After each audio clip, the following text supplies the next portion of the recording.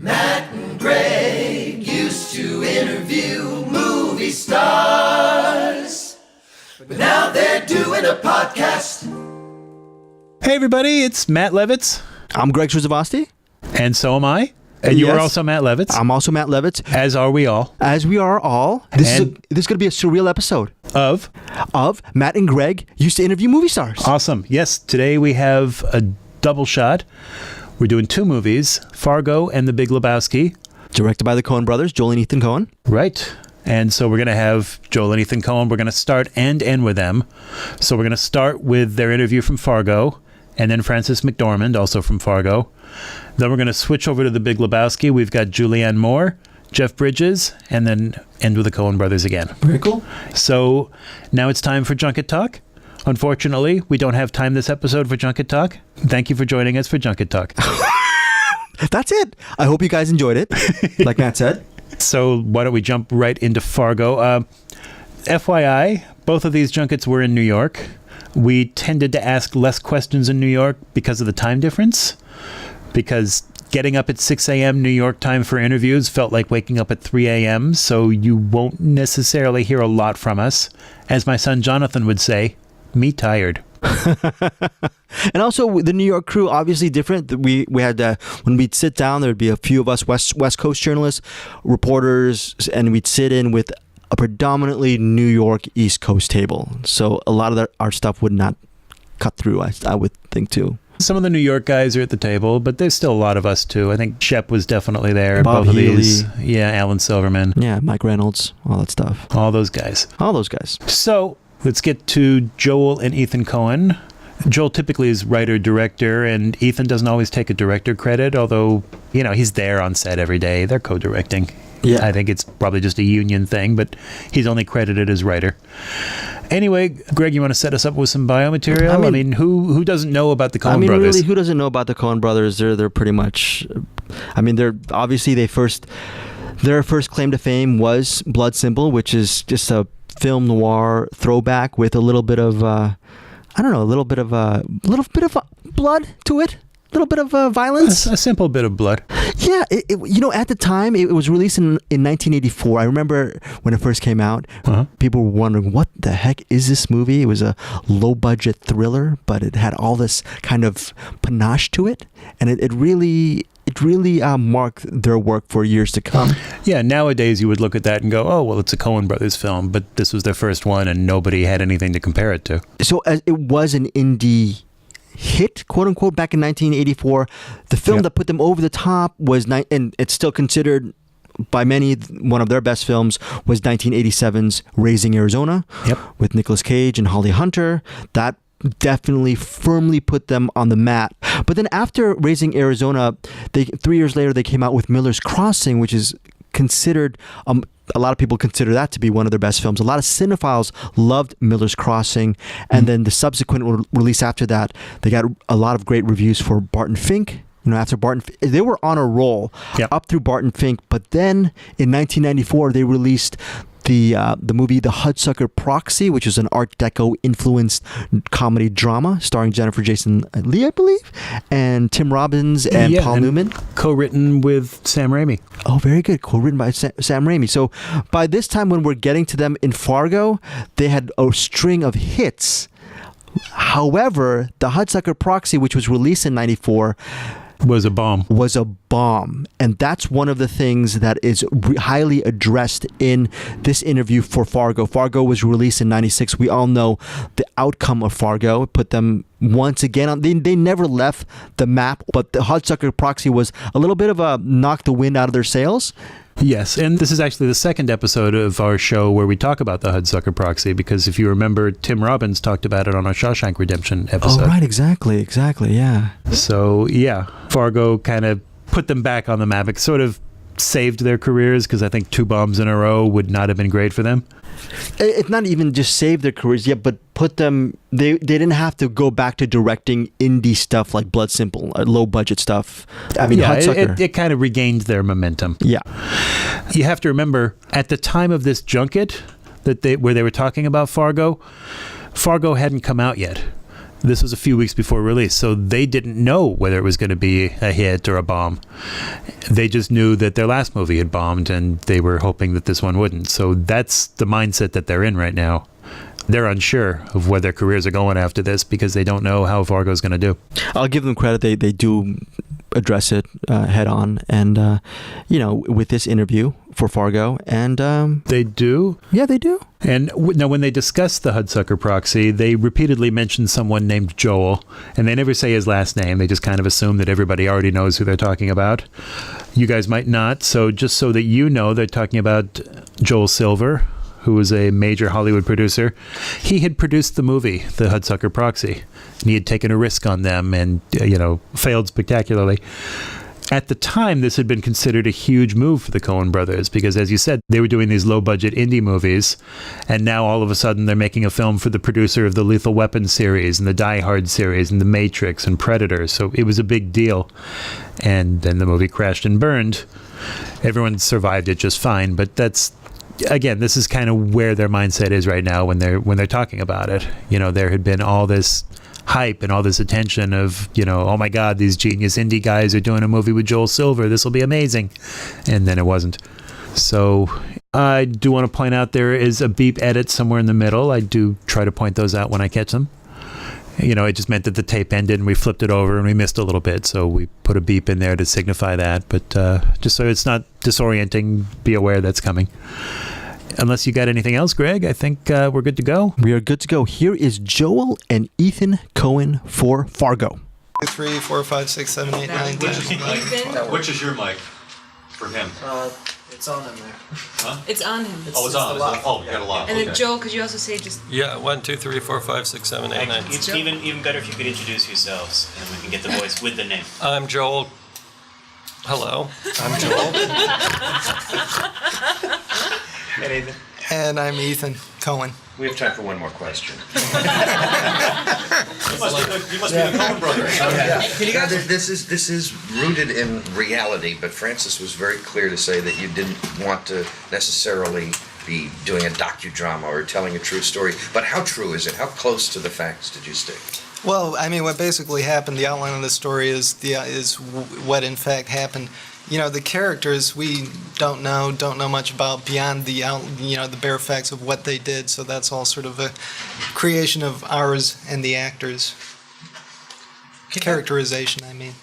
Can you talk about the Midwest sensibility? I mean, what made the movie funny to me was ordinary people, in ordinary lives, normal lives, and then contrasted with these horrific crimes and the reaction to that, which is very normal, which made it funny to me because you don't see that in L.A. and New York or out of Pulp Fiction.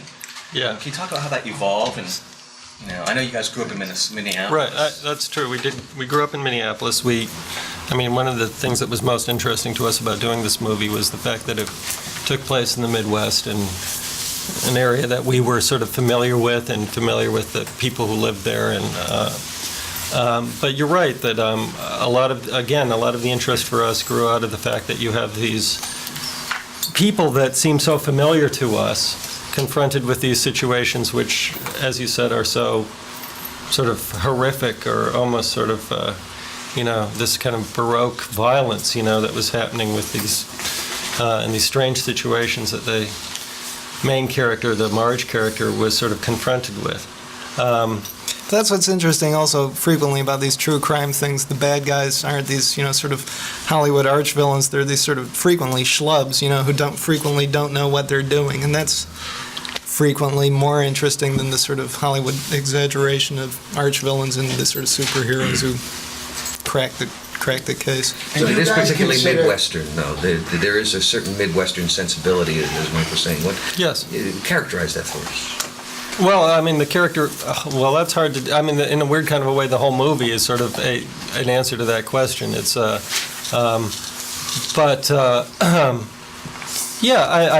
are certain sort of characteristics, I guess you might say, that are, the sort of politeness, the sort of civility of, is, again, in contrast to what was going on, was what was interesting. They're not sort of, Midwesterners in general aren't sort of emotionally that demonstrative.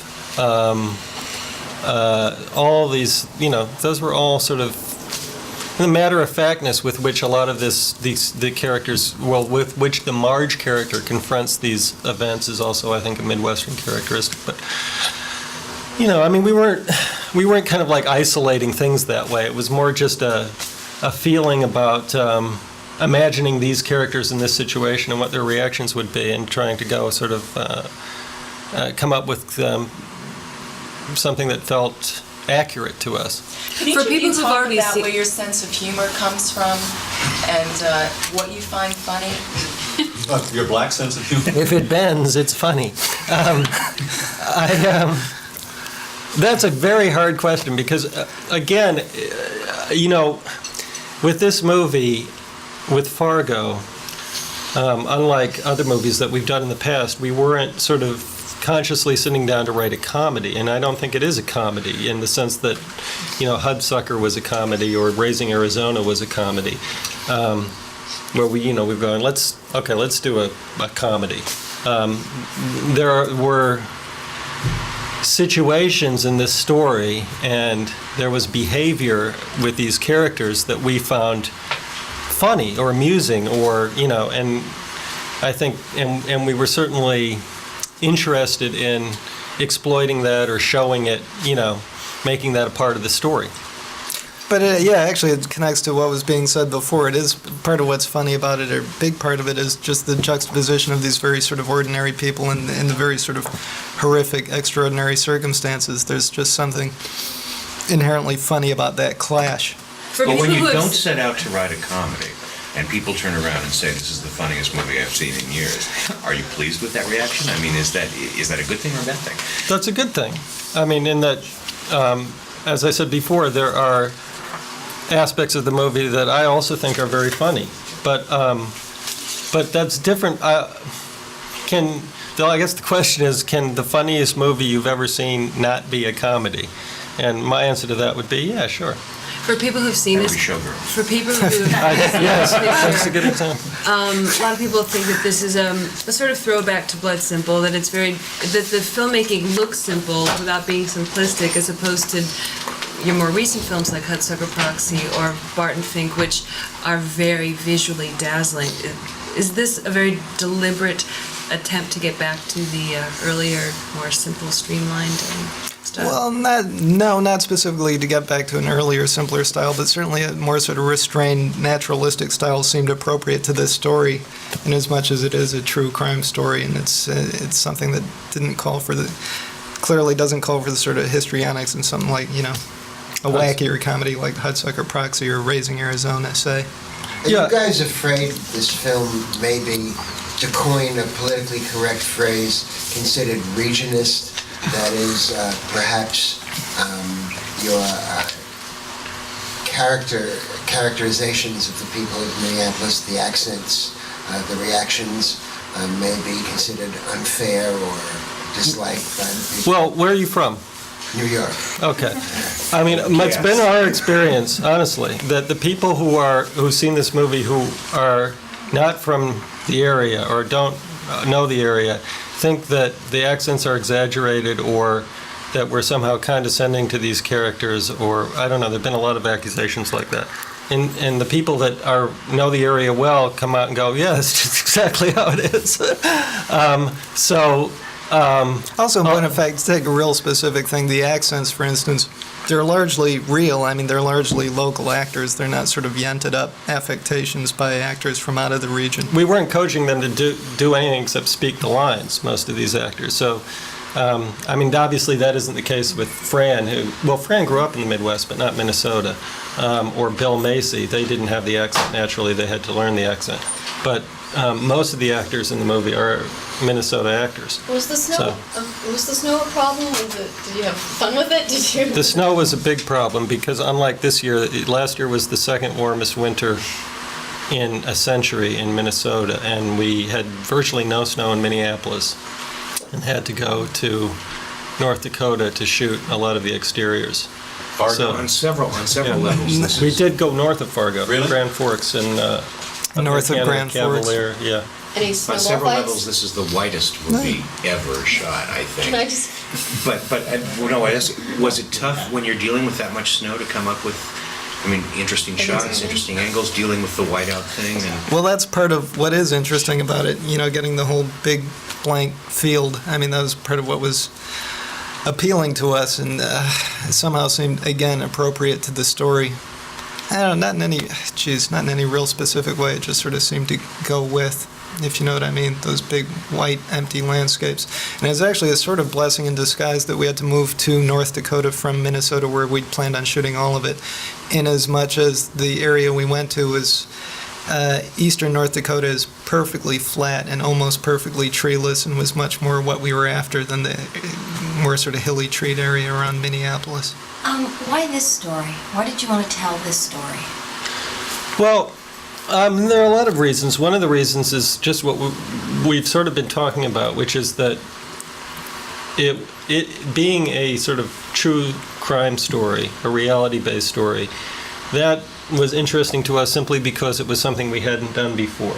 And the idea of telling that kind of story, where the stories we've told in the past have been very sort of, deliberately sort of made up fictional worlds, completely sort of created fictional worlds, told in a style, as you mentioned, that we thought appropriate to that kind of subject matter. Here was an opportunity to do something kind of at the other end of the spectrum, a true crime story, a reality-based story, to come up with a style that was more sort of observational in approach, to try something different in that respect. That was interesting to us. The fact that it took place in the Midwest was interesting to us, because we grew up there.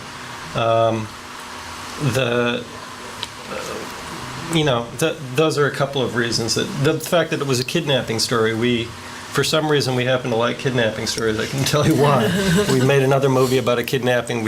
Raising Arizona, we've written another movie about a kidnapping that we haven't made yet.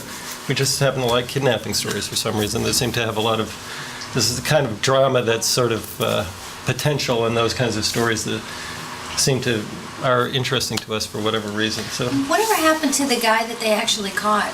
And also, what were your communications with the people that did survive? None. We didn't have any communication. We weren't interested in... Yeah, believe it or not, even though it is based on a true story, we're not big research types.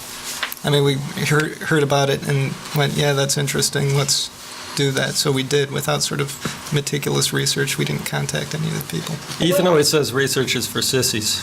What's the forward though? I mean, you have the forward there that explains. Yeah. Supposed Yeah. to be. I mean, what? Why are we so insistent on? Why do we have that card there? I don't know. It's a convention of true story movies that you tell people at the beginning of the movie that it's a true story. Yeah, but I mean, the you way you say told that it, though. it's it's been told. Yeah. The names have been changed. The names have been kept the same. And the Okay, well survivors- that's a little bit of a fudge. We asked It's a movie, So right? you're gonna have to have a disclaimer for that, I'm afraid. We do at the end of the movie. It says there's a little legal disclaimer at the end that says that any relation to real people and events is.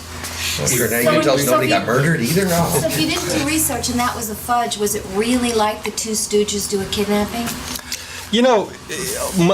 Not only was this like that, but what's interesting is that usually when you look at these things, most crimes are like that. That's kind of what's so fascinating about these things. It's like there was something last year where these guys buried this guy from Long Island up in a little pit near, the West Side Highway. These guys were complete morons. They collected the ransom in their own car with their own license plates. The police just looked at the license plate and went to some apartment had the DMV track them down, went to their apartment in the Bronx and arrested them. That's usually the way these things happen. It's and that's, again, was interesting to us about this story, and what sort of, as Ethan was saying, makes it different from the sort of Hollywood convention of these sort of mastermind criminals sort of plotting these,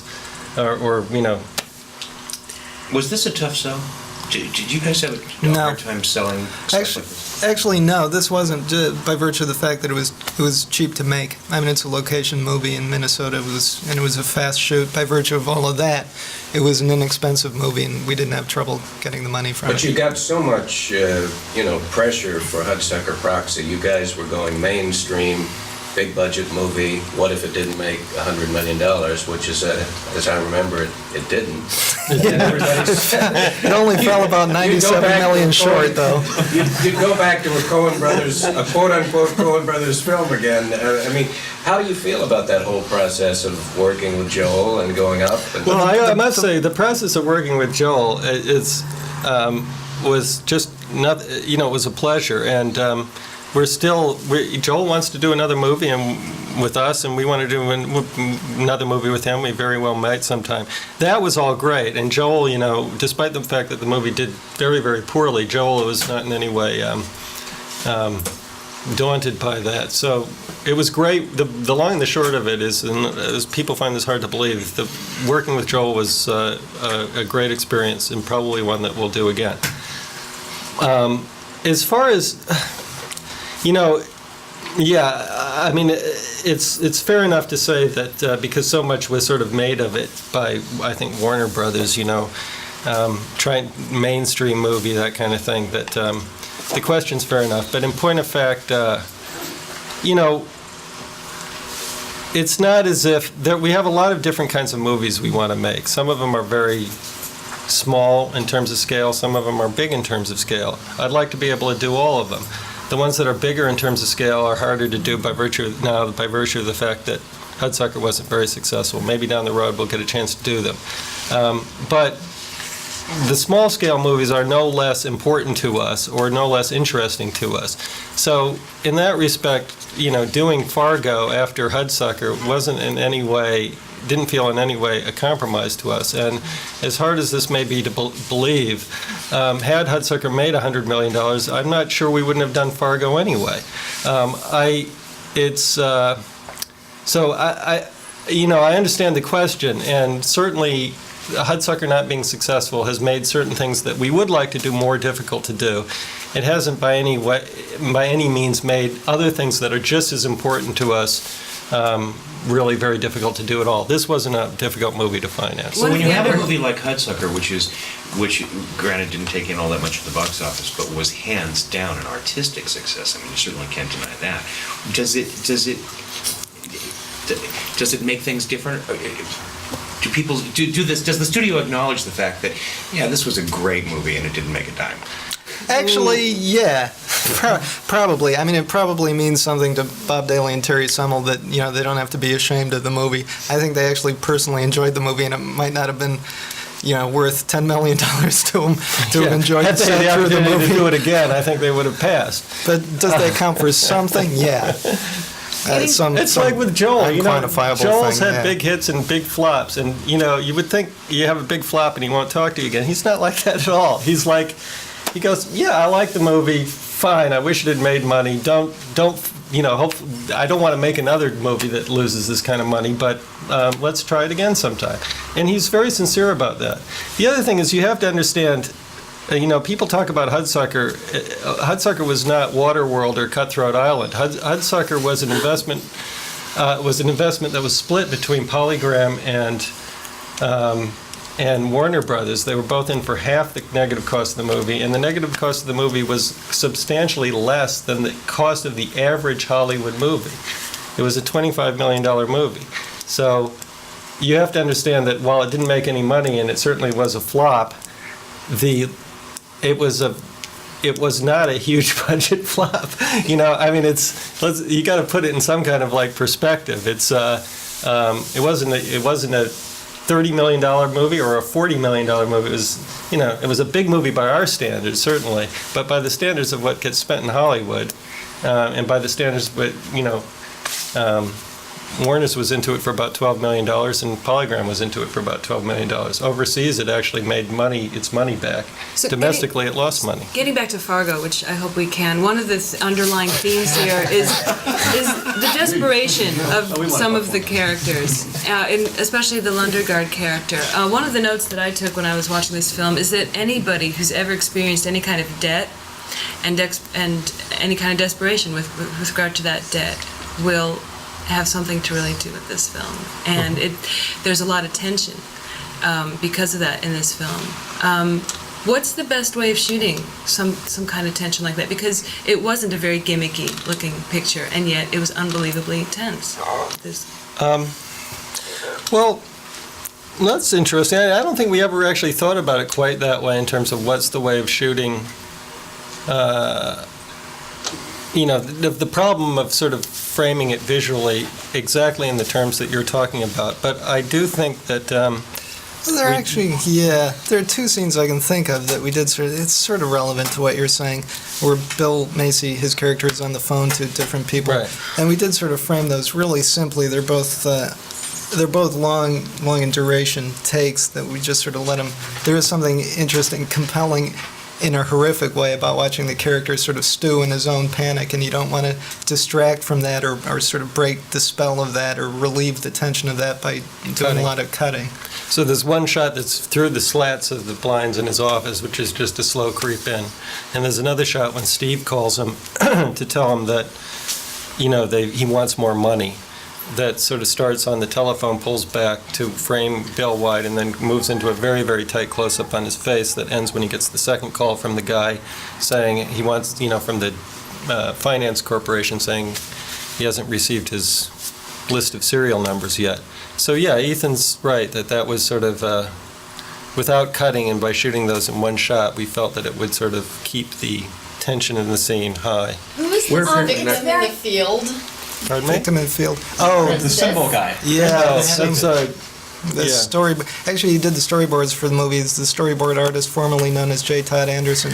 When we did the cast crawl, he decided he wanted to no longer be called J. Todd Anderson. In the last 2 years, it's become the hottest thing for large studios to connect with young independent filmmakers. How does this make you feel that now you have now that we're all legion of people on your side of the fence? Well, it's we're not that aware of. I think we're less aware than you guys maybe of sort of the trends in what's in fashion or what's out of fashion in terms of directors or Hollywood or that kind of thing. We don't live in Hollywood, and we kind of don't make our movies. We make our movies. We don't develop our movies through the studios or any of that. So I guess it fluctuates a little bit, how in fashion or out of fashion independent filmmaking is. But I got to tell you, from my point of view, and from what I've observed just over the past 10 years since we've been making movies, it seems like independent filmmaking has been fairly healthy. When we started out, we were doing stuff, and Jim Jarmusch and then Spike Lee came along about a couple of years. There's always been new people coming in sort of from the independent scene doing low budget movies, and the American film industry, I think, actually has been sort of consistently pretty open to movies done at the sort of lower end of the spectrum. Yeah, maybe it does fluctuate a little bit from year to year in terms of what the sort of feeding frenzy in Hollywood is for new directors. But do you wish you were a part of? Do you wish you were a part of that? Can you ask one question new at a wave? time, please? Yeah, guys. And do you kind of regret the fact that you guys started it and it's now it's getting off. Now it's called the new wave again. Like in the old days. And I don't know that we started anything, to tell you the truth. I think we just came along at a certain point and managed to get a movie made, and it got some attention, and we've been able to keep working. I think what people are doing now, new directors who are coming up like Tarantino and those guys who have started out doing independent movies a couple of years ago, have done their own thing, and they're just, like I say, I think the business has been fairly open consistently, at least since before we started, to people coming up with independently produced stuff, and we just kind of fit in there at a certain point. Certainly taking the long view, I mean, comparing from before we started working to the sort of heyday of the Hollywood studio system, it's been consistently diverse as compared to compared to the 30s and 40s. Yeah. You mentioned what do you over think here. I asked Frances this question: what do you want people to come into this movie knowing? Anything she says, they should be pretty blank slate. What do you think? I agree. I mean, I don't think they have to know any background. I don't think they have to know. Sometimes the less you know about a movie before you go into it, the nicer it is, the more enjoyable it is, and I think an audience doesn't have to know anything really. I mean, are people going to say, "Oh, this is a comedy, a drama, it's black comedy"? At least, are you going to put a tag on it at all? No, I mean, it's interesting. People, the one aspect in which I think here's an interesting part of that. Just a second. Okay. You know, the whole idea of whether or not people think whether or not they feel they're allowed to laugh in the movie is sort of an interesting question, because sometimes people, and it's been a problem with a lot of the stuff that we've done, they think, you know, it's inappropriate somehow to sort of react the way they want to react. I don't know, your feelings are beautiful, man. Do whatever you want. So in a year and a half, when you go into a video store, will you be moving this from the drama section over to the comedy section, or the comedy section over to the drama section? I don't, like I said, I wouldn't call it a comedy. I don't think it's not a comedy, but I think there are funny things in it, and it's perfectly all right to laugh at them. People love to analyze your movies. I think somebody even did a dissertation, probably one on Miller's Crossing. Did that seem a little strange to you? Did people start seeing things in the movies that you had no idea were there? Or? Yeah, I mean, reading symbolism into our movies, which sometimes people do, always surprises me, because, again, for us, I mean, the stories are interesting to us as stories, not as symbols for something else, not as a sort of code for some sort of secret story that presumably we felt compelled to hide under the veneer of this apparent story. Last winter being mild notwithstanding, there's something about growing up in the upper Midwest, the cabin fever, the sense of being closed up for the winter that tends to breed storytellers. Garrison Keillor, I think, is a prime example of that. Could you go into that a little bit? What it is that drew you to telling stories on film or any other way? Is that part of it? Boy, I had never thought about it that way. I guess maybe that might. I don't know. No, I'm not sure that sort of applies to us. I agree with you. There's something very weird about growing up in that environment, but it has more to do with, when we were little, our mother kicking us out of the house when it was 20 below and saying, "Go out and play." It was that's the sort of surreal, weird aspect of growing up there that I remember. Point of clarification. I was just wondering. I'm still a little unclear in terms of what's true and what's not. Did you just go by police reports as to who got killed and who got arrested, and then the rest you wrote? I don't want to say made up, but is that? We stuck to the sort of, here's the way I'd like to put it, we stuck to the basic sort of outline of of what happened and how the events unfolded, and who the principal characters were, the people who were doing this. And then beyond that, we didn't pay much attention to. Again, characterizations were sort of supplied by us, but supplied in a way that we thought was consistent with what we knew in fact happened. Exactly. It's not very often that two people direct a movie at one time. I'm wondering what that's like, A, when you agree, and B, when you don't agree. And how does that work out? And also the fact that you're brothers, and you can bring up all kinds of stuff. Well, yeah. Here's the thing about that. I mean, it's... I guess, first of all, working with a sibling is either going to make things more difficult or easier, and in our, for obvious reasons. And in our case, it's easier. So, as far as the collaboration is concerned, it's not really any different from there's lots of collaborations between writers, especially on screenplays. It's very common, and in this case, we just sort of extend that collaboration, the kind of collaboration that writers have when they're doing screenplays, into the actual production of the movie. The actual production of the movie, directing a movie, is just sort of answering questions and making more and more concrete the ideas that you had when you were writing it. And so there's not sort of a demarcation, there's not sort of a difference between collaborating as a writer and collaborating on the set. It just happens that it's a less common thing, so people are curious about it, but it's very straightforward. And then people, again, they often ask us about disagreements, and we have disagreements about details and certain things every now and then, but we just discuss it and come to a sort of consensus about the direction we should go. Just like you would with any collaborator, like you would with the DP or the designer, or we have collaborations with all kinds of people. Making a movie is an endless, one long collaboration. And you do your own editing? Yes. Why? Well, yes, in this case we do. I mean, in some movies we do, in some movies we work with an editor. What's Why? next? Well, I used to be an editor, for one thing. I mean, that's actually the simplest answer is I started out in the movie business as a film editor, and it's just one of those things when you know how to do it and you can physically do it. Sometimes it's just easier to sit down and do it yourself than say cut here to somebody else. And it's your baby, right? So it's Well, yeah, I mean, but I think the real reason is just sometimes it's shorter, simpler, and more direct to sort of sit down and physically do it yourself than to sort of, in that case, than to communicate it if you know how to do it. Could you talk about the casting of Steve and also of Francis? Steve.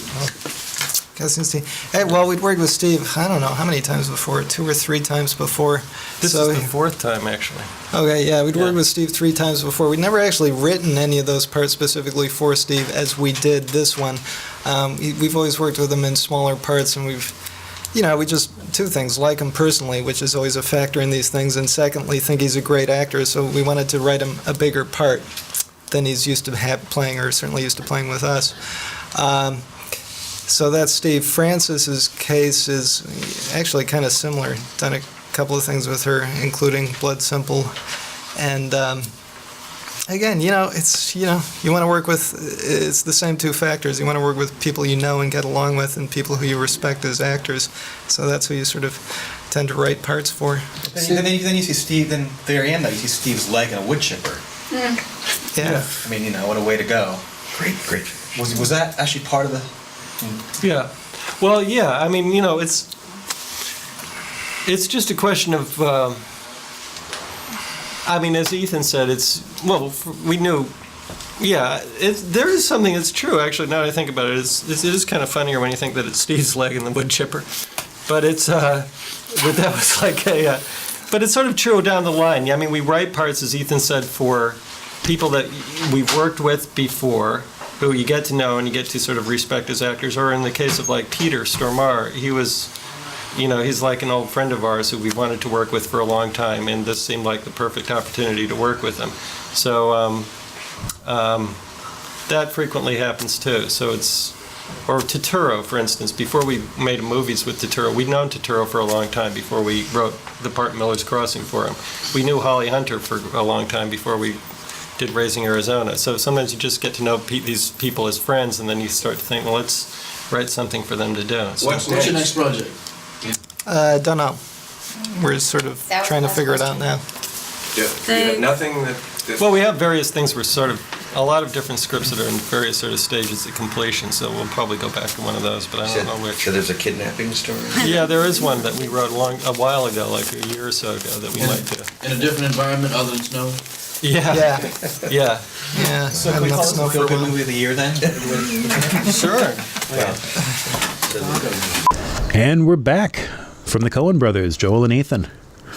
Now, right at the end, they said that they didn't know what their next movie was going to be. Of course, we all know what it is, and we're going to start talking about it in about a half hour. There was a moment when somebody chastised the group. If you remember this, Greg, somebody asked, "Can you ask one question at a time, please?" I didn't recognize the voice, but I'm guessing it was a publicist. And it was actually a pretty calm moment when she did that and kind of slapped our hands compared to how chaotic the rooms would sometimes get. Yeah. You know, if she only knew. Let's see. Checking my notes. It was kind of funny to hear Ethan refer to Quentin Tarantino as a new director. Yes. Did you notice at one point there was a siren outside the hotel and the junketeer asked Ethan to start his answer over? If you remember, this was the radio group and we needed clean sound bites, so that's the reason he did that, and I'm sure everyone in the room was glad that he did. This was just another part of the weird existence that we had. This was kind of par for the course. Joel told us that Ethan always says that research is for sissies. For this reason, I will not be playing this episode for my daughter until she's out of high school. And that's all I've got for them. Of course, we're going to hear from them again at the end of the show. Yes. Until then, we are ready to move on to Frances McDormand. Well, Frances McDormand, as we all know, along with the Coen brothers gaining fame for Blood Simple, so did Frances McDormand. She was the lead in Blood Simple in 1984. She's worked with them since, obviously with Raising, co-starring role in Raising Arizona. Well, she's married to Joel Coen. They've been married since 1984. Oh, very good. I didn't know that. You didn't? I did.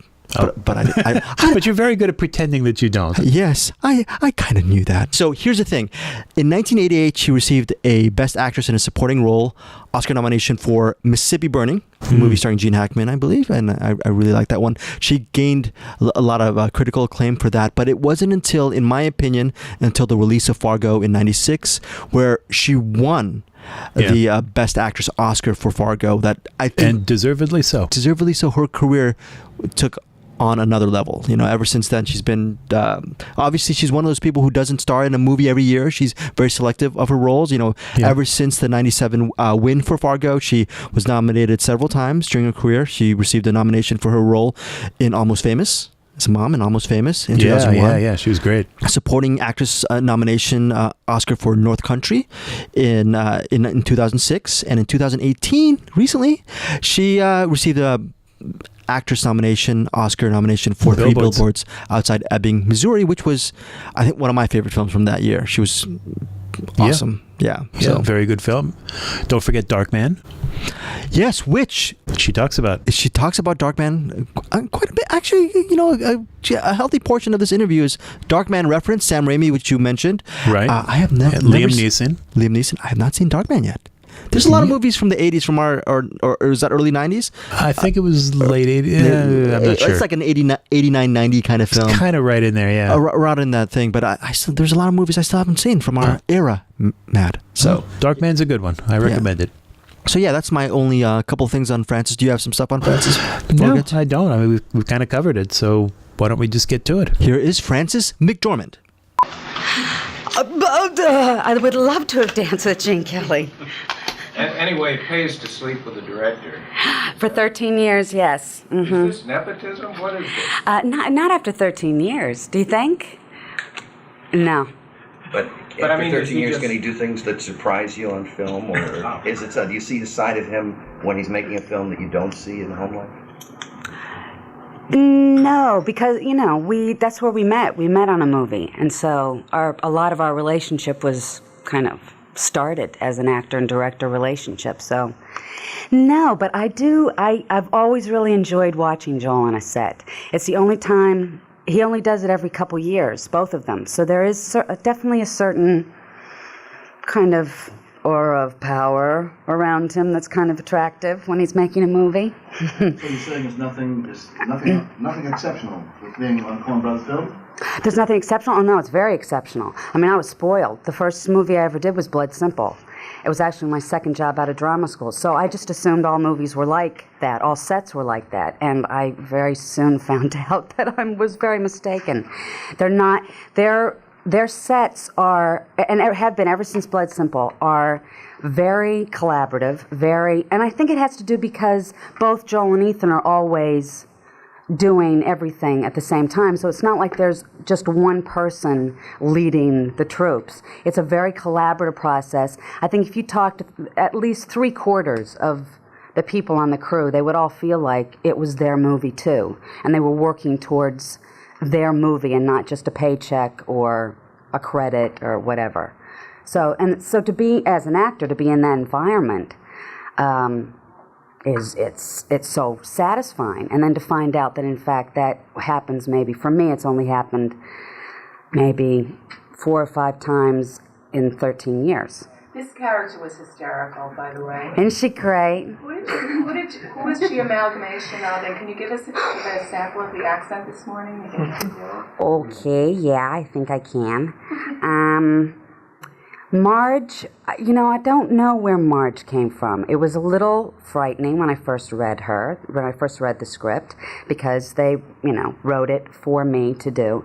What's great about, and they've done this a lot, they've done this with John Turturro and John Goodman and Steve Buscemi. They write for actors they've worked with or whose work they've seen.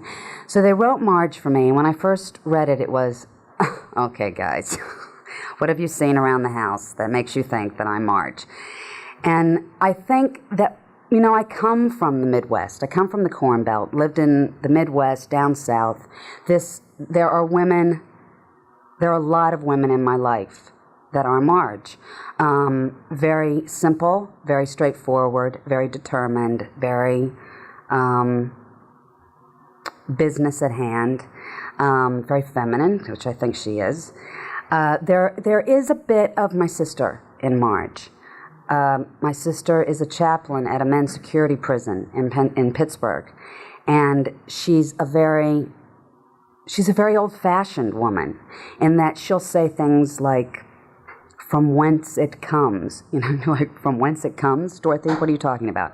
But she has these phrases and these kind of outlooks on life that seem very old-fashioned and innocent, but she has a very strange job. I mean, she's in the middle of a men's maximum security prison, and she pulls it off.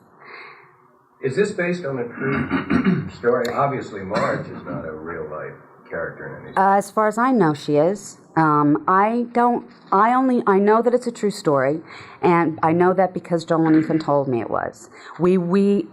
We, as a cast, didn't do any research or weren't given any research. It was an article that they read that, kind of titillated their imagination.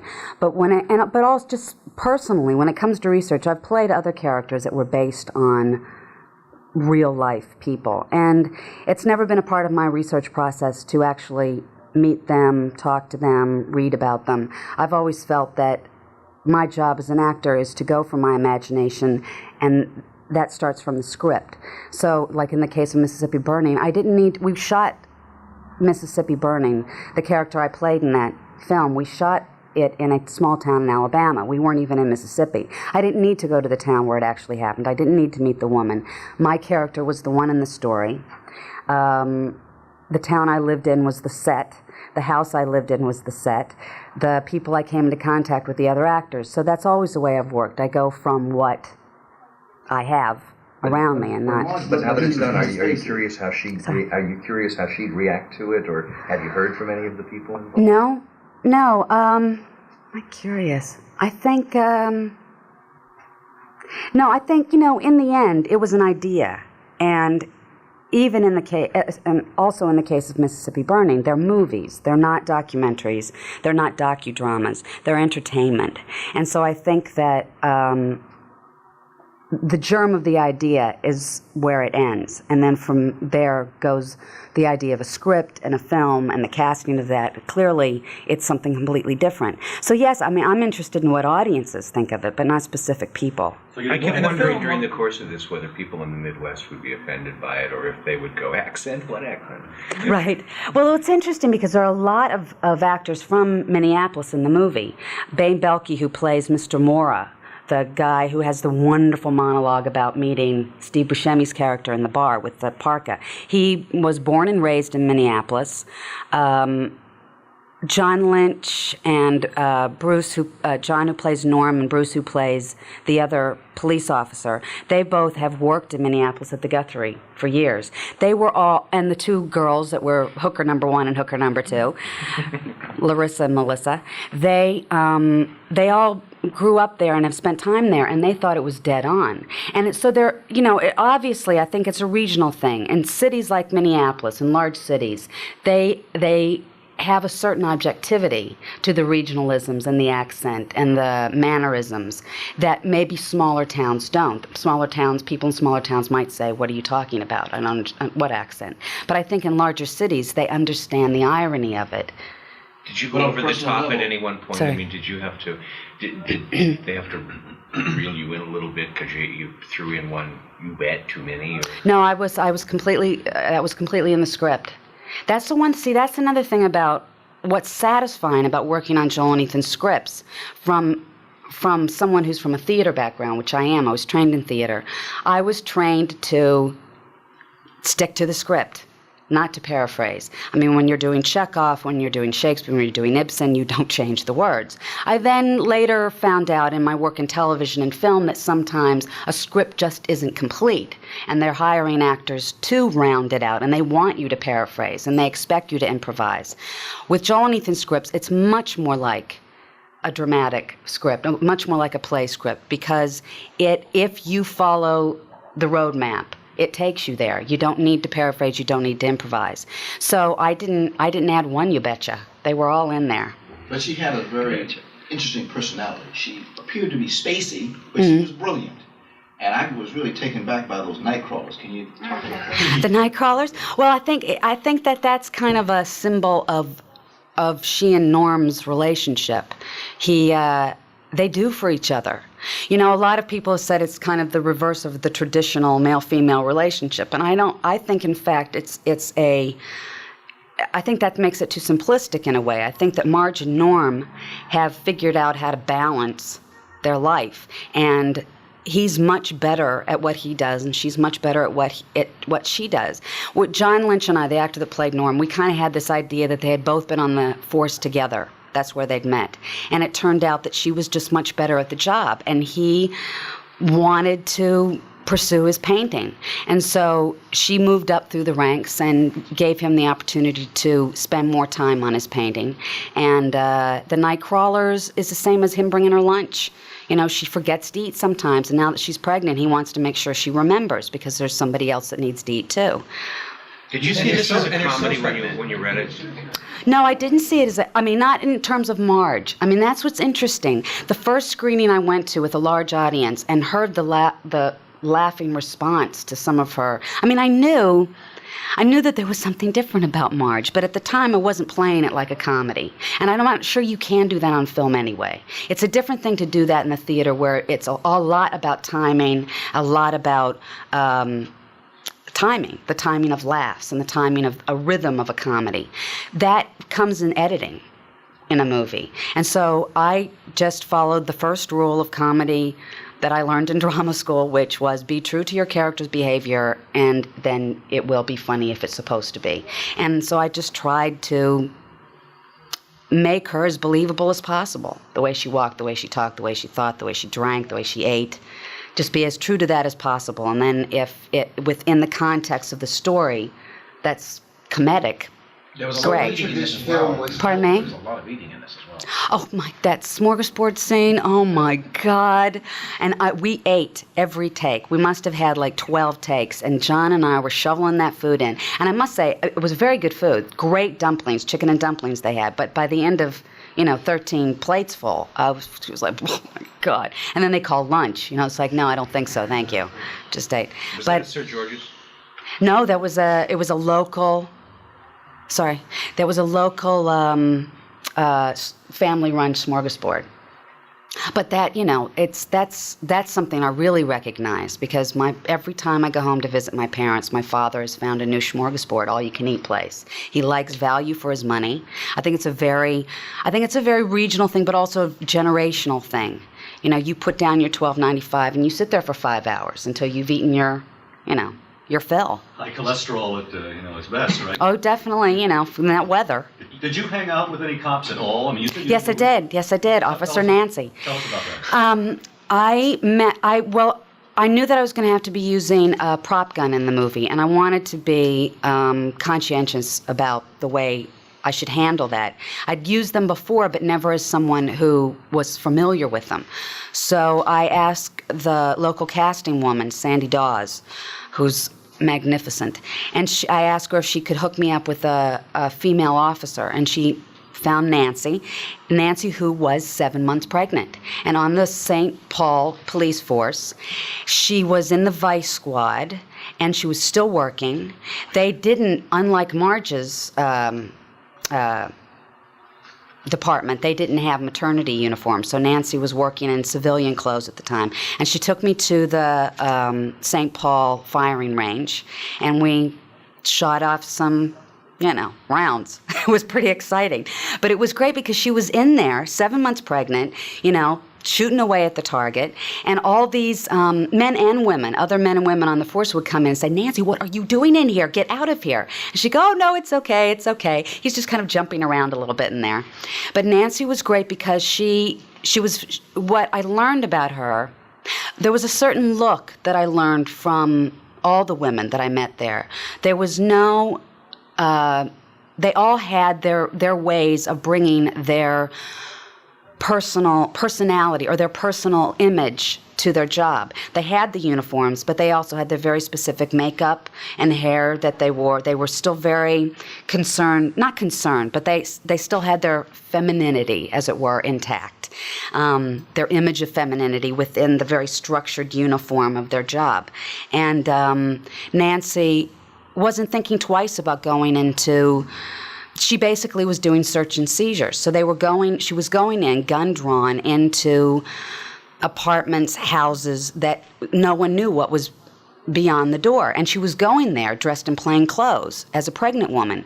So I thought it would, and she, it was her job. What was it like shooting the gun? I just want you said you shot a gun before? Just a prop gun. It's very scary. It's a very scary thing. And I think that in the course of the time that I spent in the shooting range and watching, it was also kind of a scary thing watching. At the time they were doing a test. They had a new gun. They were changing guns from the gun that I use in the film was a Chief Special revolver. I forget what it is. It was a gun to me. But they were changing to these very, like James Bond looking things, much bigger and much different draw out of the holster. And they were having a test. And it was kind of scary watching the police force testing out their new guns because they were having some trouble with them, as anyone would with a new tool. So it was kind of like, okay, just stay in here for a while, okay, until you get this down. Don't go out on the streets until you know how to pull the gun out of your holster.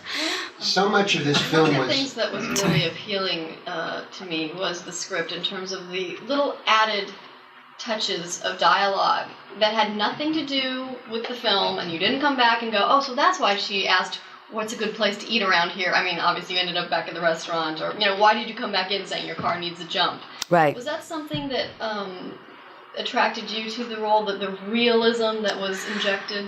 I think that, I think that was a specific, not task, I think it was a specific challenge that Joel and Ethan gave themselves on this one, is that they were rooting it in reality. And so there were going to be things like the scene with Mike Yanagita that doesn't take the plot anywhere, but reveals something specific about Marge.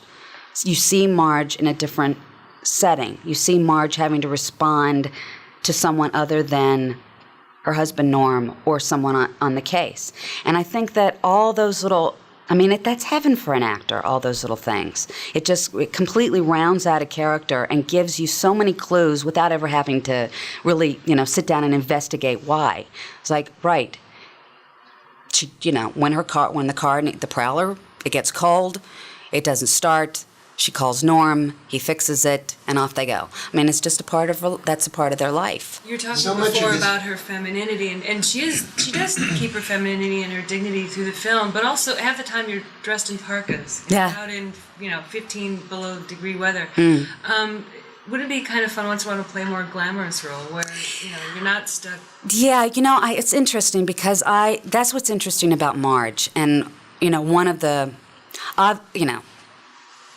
obviously, as an actress, I want to play make-believe, and I don't spend a great majority of my life being glamorous. I mean, that's not the kind of actor I am. I don't, dress up and go to parties and things like that. I love to do that, but it's always kind of a make-believe part of my life of like, okay, what's the character I can be, dressed up like this.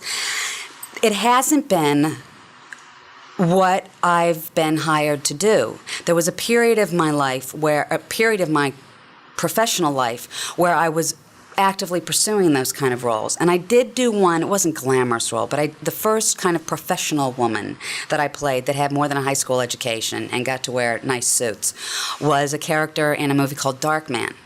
But my problem with that is that I had realized a goal, which was to play an educated woman, a smart woman, a professional woman that wore nice clothes and got to worry about her hair and makeup. But in fact, it was the woman in an action film.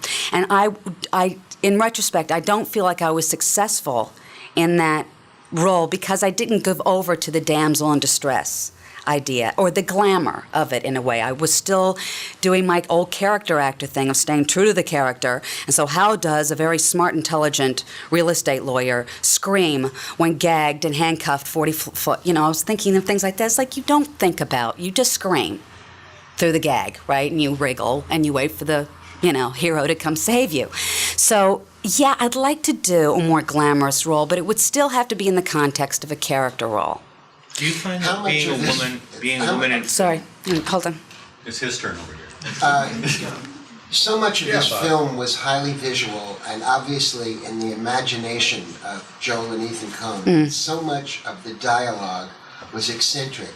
When you got the script, how is it possible to form a picture in your mind of what the movie was going to be? It was actually really easy because, in fact, it's not a made-up world like say Hudsucker. Hudsucker was a much more contained world that they, within sets and within their imagination, it was a world that they created. They're from Minneapolis. They grew up in Minneapolis. They grew up in the Midwest. So this is much more about, when I first read it, I'm going, oh, come on, you guys, now, you betcha, and oh, geez, and golly, and come on. And it's like, okay, you wait. And you get there, and everywhere you go, you hear it. It's not a made-up thing, that part of it. It's not...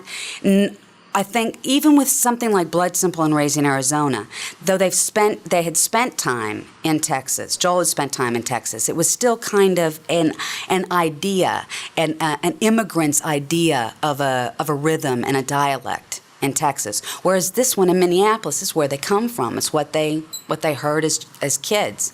So it fit pretty well. Once we got there, it all kind of was in sync. Is there a frog in the snow? I don't want to now. Oh, go ahead. We're going back to what you were saying. Do you find that being a woman in film at the level you're at is all a matter of compromise? I mean, you were talking about the roles. You got what you wanted in Dark Man, but at the same time, it was something else. Is it compromise? Well, see, now that it's interesting because Marge is a wonderful example of how it works out. What I've found is that through the 15 years I've been working as a professional actor, there have been kind of watershed roles or benchmarks or major steps in my life as an actor, where the first one that I remember clearly feeling this way about was when I did Stella in Streetcar Named Desire, which I was doing up until the day I left to do Mrs. Pell in Mississippi Burning. When I reread the play before the audition for Streetcar Named Desire, I realized that I had everything I needed as an actor. I'd done everything I needed professionally and in my life as a woman to play that part with ease. There wasn't going to be a lot of angst and worry in the rehearsal process of Stella, and it was true. It was so much fun because all I had to do was go there. All I had to do was learn my lines and open my mouth. Not that I'm saying that I'm looking for easy ways, because that's definitely not my process. I tend to worry things to death. But I felt, and it's the same thing with Marge. So I think that it's very individual things, and some other actresses are going to find that in all different kind of roles. I think there is a lot of compromise, and I think there's a lot of compromise for men too. I think in film there aren't a lot of roles like Marge.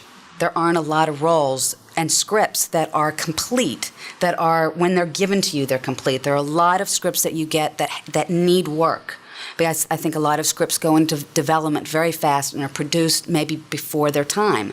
And so often as an actor, you're compromising just because you don't have a blueprint, you don't have a roadmap. And so you're always trying to fill it with other things. And I found, as a character actor, and most of the work I've done in film has been in supporting roles, if anything, I overcompensate for that. I often do too much. I do more than is necessary for the job, more than is necessary for the story of the film, because I'm trying to make the character well-rounded, when in fact all I need to do is just support, keep the structure supported. It's interesting. I think the older I get and the more comfortable I feel about what I've done and am doing and plan to do, I don't feel as much the compromise as I did 10 years ago, say. And I think it was harder 10 years ago. When I was trying to play ingenues in film and theater, I had to compromise a lot more because I never really could pull off that ingenue stuff. I feel much more comfortable now when because I've become, I hope, a firmly established character actor. But isn't even that payoff a compromise? Because when it pays off for you professionally, it doesn't pay off personally. When it pays off personally, it doesn't pay off professionally. You know what? My solution to this has been is that I made a conscious decision not to do movies for a while and went back to the theater and played Masha in Three Sisters and Josie in Moon for the Misbegotten. I did the roles that are in place for an actress my age and that are big, monster, killer roles. And I went back and got a lot back from that, and then was able to go back and play the supporting roles in film again. I also have, in the last 2 years, I sat down and made a list of all the new, young, exciting filmmakers that were making films or coming out of film school, and started, calling them and writing them letters and saying, when you need, amongst your peer group, when you have, your cast of 20-something actors and you need that 30, late 30s actress, a mom, whatever, please call me. Because what I realized is that I'm not interested in a mainstream classic film career. I'm interested in experiences like Blood Simple, Raising Arizona, Hidden Agenda, Fargo. What would you like? Palookaville is something I just did. What would you like people to know going into this movie? Should they know anything, or what? No. How would you describe the movie for people who's? Oh, I wouldn't. I'd say you buy your ticket and see. I mean, I think that's the problem in a way. For audiences in film, they now have so much information. Just as an audience member, I love going to a movie and seeing all the previews, seeing all the trailers. I love being, titillated and excited and come see this, and seducted by those trailers. And even if the ones I hate the most, the trailers I hate the most, are the ones that tell the entire story of the film. When I see it, it's like, well, why go see it? I didn't have to pay, and I got to see the movie. I'd much rather hear a soundtrack and maybe see one scene from a movie and be like, oh, I've got to see that. I've got to see that.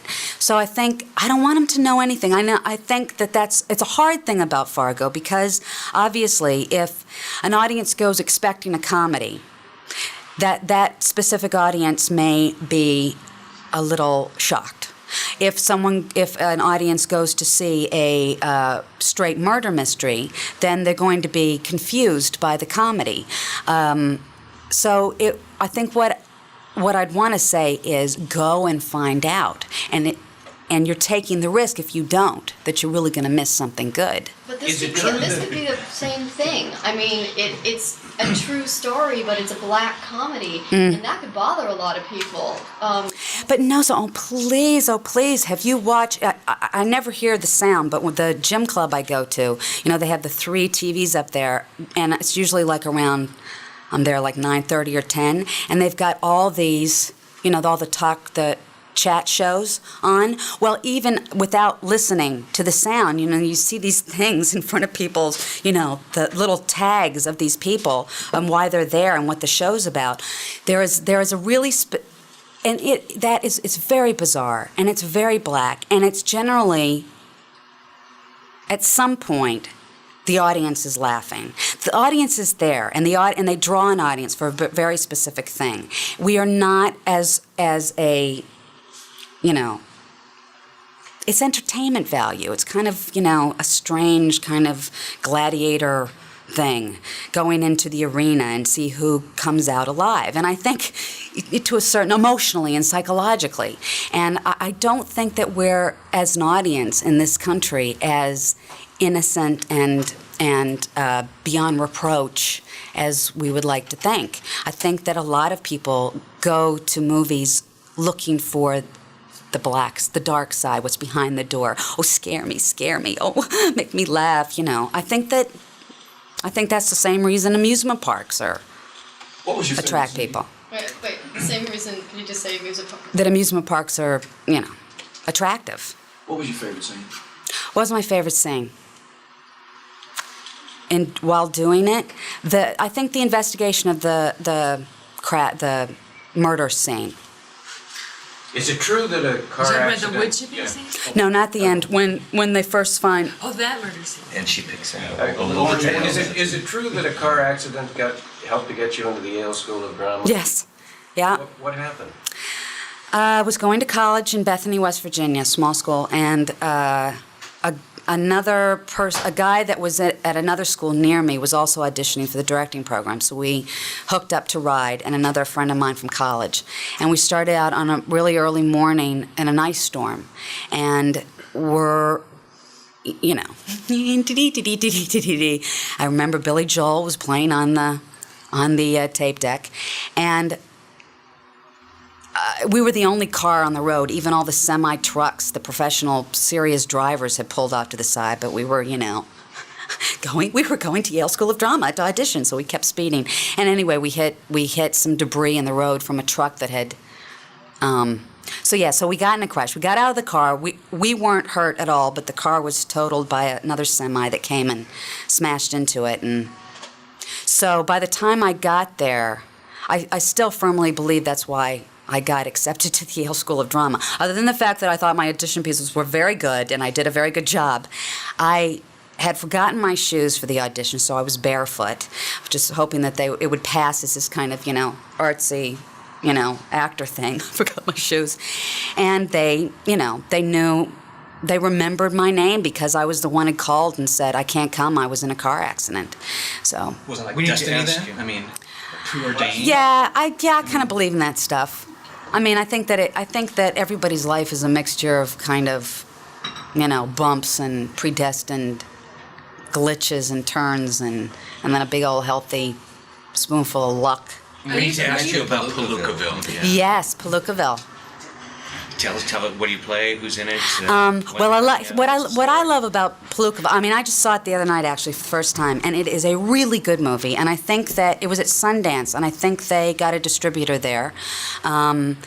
It's a really great story. It's a really well told story.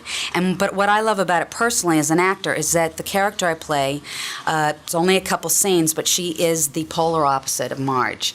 She's the lady in a small town in New Jersey who, she has a few friends over every now and then and entertains. And one of the main characters in the story, she used to babysit, and then he became a client of sorts, and now he just comes by for the odd advice and drink. So she's just a bit of a sluttish character. And I think Marge would love her. That's all I have. Oh, very fun to play. Who else is in it? Thank you. Vincent Gallo,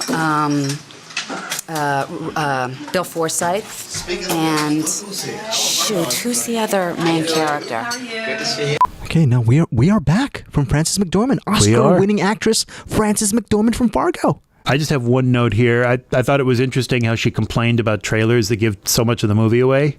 You have to remember this was 1996. That problem is so much worse now. Horribly worse, yeah. Now, that is it for Fargo. Before we get full on into the Big Lebowski, I want to play you about 90 seconds of John Goodman talking about the film. This is from the junket for Blues Brothers 2000, which was January 18th, 1998. It's a little bonus soundbite, if you will. This junket took place a few weeks before the Lebowski junket, and we hadn't seen the movie yet, so we didn't have really anything to ask him about it. We just said, "What's the movie? Who do you play?" So I did pull this tape hoping that there would be more, but, we'll take what we can get. So enjoy 90 seconds of John Goodman. March 5th, there's a movie called The Big Lebowski, directed by the Coen brothers. So you're back with Joel and Ethan. Back with Joel and Ethan. How did that? Can you describe your role and how it was getting back together, shooting them? We've been talking about it for a couple of years. It's the character that I play in The Big Lebowski is a friend of Jeff Bridges on his bowling team. It's really obnoxious Vietnam vet and a convert to Judaism who takes himself very seriously. He's pretty obnoxious. Is the comedy in this also kind of dark? It's not Porky Pig Goes Camping, I'll put it that way. It's, it hinges on kidnapping and there's some gunplay and a little bit of violence. If the Coen brothers came up to you and said, look, we have this movie, The Big Lebowski, to make, but we don't have the money, could you work for nothing?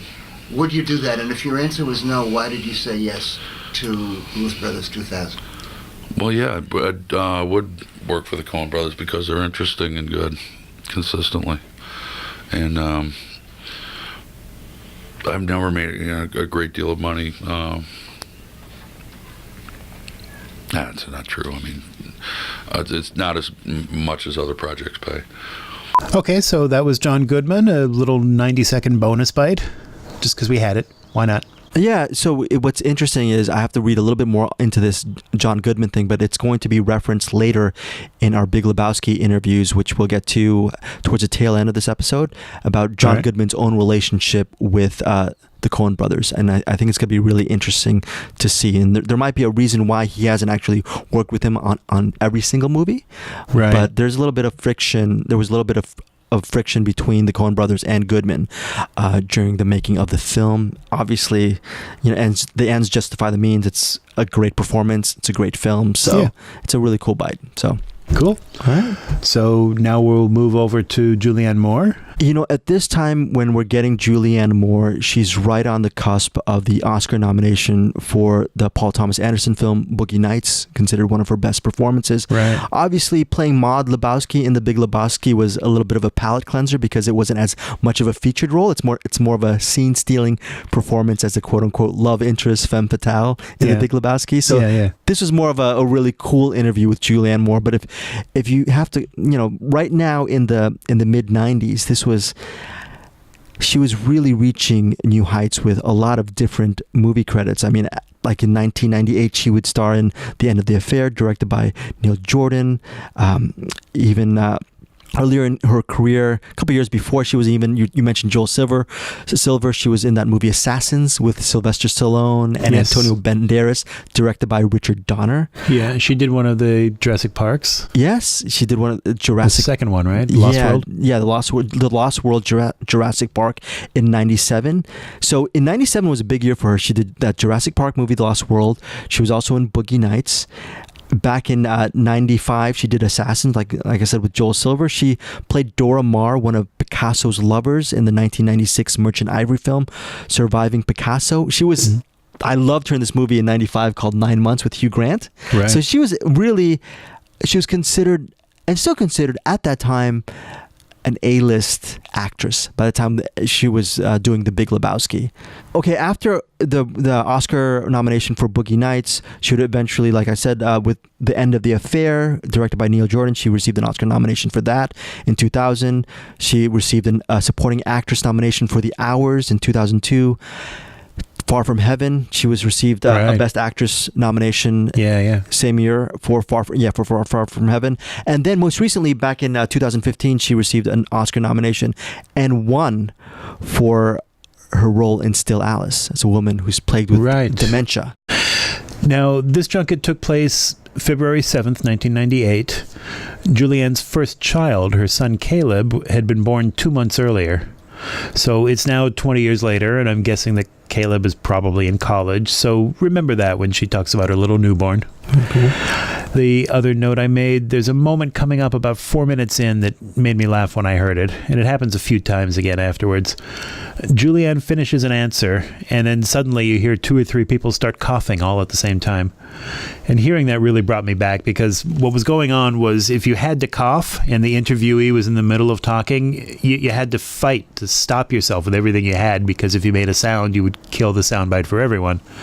So what happens here is several people were suppressing coughs all at once. There might have been a cold going around or something, and they're probably holding their breaths, and then the moment that Julianne stops talking, suddenly they all burst out coughing at the same time. That was the moment where they could finally let it go. This was something that we were totally used to. It happened a lot. It was normal. And it wasn't until listening to it now, 20 years later, that it just suddenly struck me, oh, maybe that's not so normal. Just that anecdote I remember now. Whenever I'd have to cough, I would get up from the round table, and a lot of these interviews were held at the Four Seasons Hotel in Beverly Hills. I would go into the bathroom, cough into a towel in the bathroom while the bathroom doors closed, and then just to suppress all that noise, I would not return to sit at the table just so people would get a clean sound and just stay behind the talent until the interview was over. So I did that on, I guess, I would say numerous times, because we're thinking 20 years. Yeah, there are times when I'd excuse myself from the interview. We all thought you had no bowel control. That too. So yeah, you're just making an excuse now. I'm making that excuse. I lied.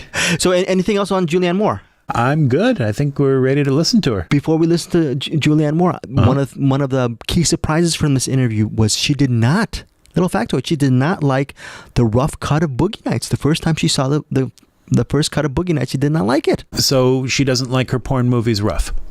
With that, let's go to Julianne Moore. Very funny, Matt. Here we go.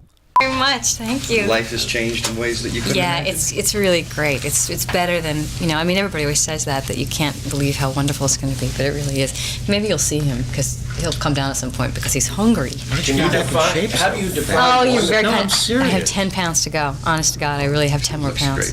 Oh, thank you. How do you define? You were huge. That's right. I was huge, wasn't I? Oh man! Did you see me on the Tonight Show? I came out, I looked like a hot air balloon. I was like, whoa! It's true. I actually have videotape of we were watching something. We went to something of the baby, and Bart was throwing some stuff back, and then suddenly there I was, and I was like 8.5 months pregnant, on the phone. And I just turned around like this, and on the video you see me turn around like this, and smile. And I went, ah! I was so huge, and I didn't know it. My face was like a big pumpkin. How do you define wonderful? I mean, everybody, it's wonderful being a mother, but I mean, what does that translate to? I don't really know, except that it kind of brings everything into focus for you in your life. I mean, it made me that much closer to my parents, because you suddenly realize what they feel about you, which is it's a great thing to have knowledge of that, and it makes you that much closer to the whole kind of life cycle. I don't know. It sort of makes you. It finally kind of like ka-ching, and you're finally an adult. I think that without a child, it allows you to kind of not, kind of get into the world that way. But once you've done that, you realize there's some investment that you have in the world that's different than it was before. Is that going to change the way you decide what you do now? It's bound to have an effect. I mean, anything in your life affects you, and to that degree. You're going to factor something in all the time. So yeah, his existence is going to change things somehow, I'm sure. Talk about an entrance to die for in this film. It's funny, huh? When you saw that on paper, did you imagine that it was going to come off the way it did? Mm-mm. And I was just telling them in the other room, too, when I read it, I assumed that when I descended, or when I did the whole thing, I was going to be upright. I didn't know I was going to be flying like Superman. So that was what was so scary, because they hoisted me up so fast. It was one of those things where it's like, I'm picked here, and sort of one end went up, and then the other went up, and then I was like, whoa! And 30 feet off the ground. And so that was, that was kind of surprising. And the only thing that saved me was my harness experience from Lost World. So at least I was familiar with how to hang in a harness. It didn't appear you had a body double in this one either, Julie. No, I didn't have a body double, but I did the flying part. I did a little bit of the end and all the coming down and stuff. But Cindy James, the same woman who doubled me on Lost World, did the stunts. She did the flying in.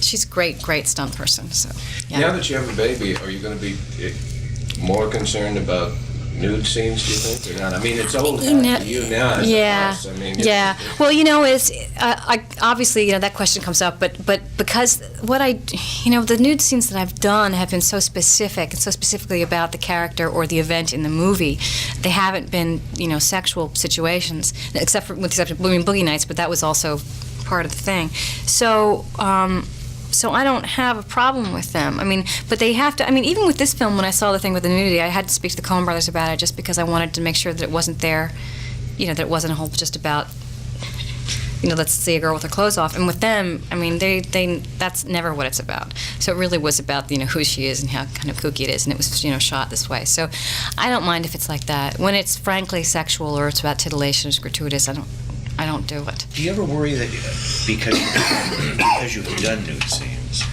that the occasion might come up where there'll be a nude scene just because they know you've done it before, it's fine with her?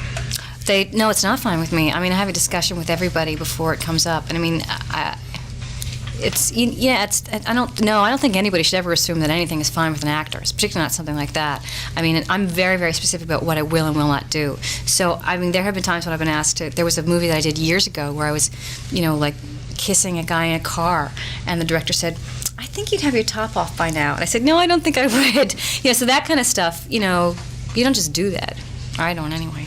Julianne, is modest fun to play as opposed to Oh yeah, I mean it's so beautifully written. They're so specific, the Coen brothers. I mean they're just it's a pleasure to work on something that's that kind of carefully drawn and stuff. So it was really, and Jeff is so funny. I mean this is the first time on a set that I've had a hard time not laughing. I mean because he'd say stuff and I'd be doing we're doing his close up and I just go. I'd really crack up and then go I'm sorry. So I had a great time. Can you give us a little description of Maud, just for our listeners? I was so afraid someone was going to ask me that because I don't know how to describe her. I mean, she's, she's sort of an eccentric artist, painter, but quite possibly a dilettante. I mean, you really don't know. I mean, she's somebody who's got a lot of money and who kind of lives in those circles where, like the PS 122 kind of people, like the performance art / artist people, and people who go to the Venice Biennale, and I mean, she's kind of arch, and I don't know. How tough a line is it to keep a character like Maud from going over the top, or can you go over the top? Oh, definitely you can go over the top because I think you can it's important just not to comment on these people. I mean, she is who she is, and so I was constantly worried that you don't want to be doing that. I just wanted to kind of like stick with who she was, and you just have to. I mean, as an actor, you have to really believe in that person and not let it get to be caricature. So you really can't be judgmental about a character while you're playing her, then.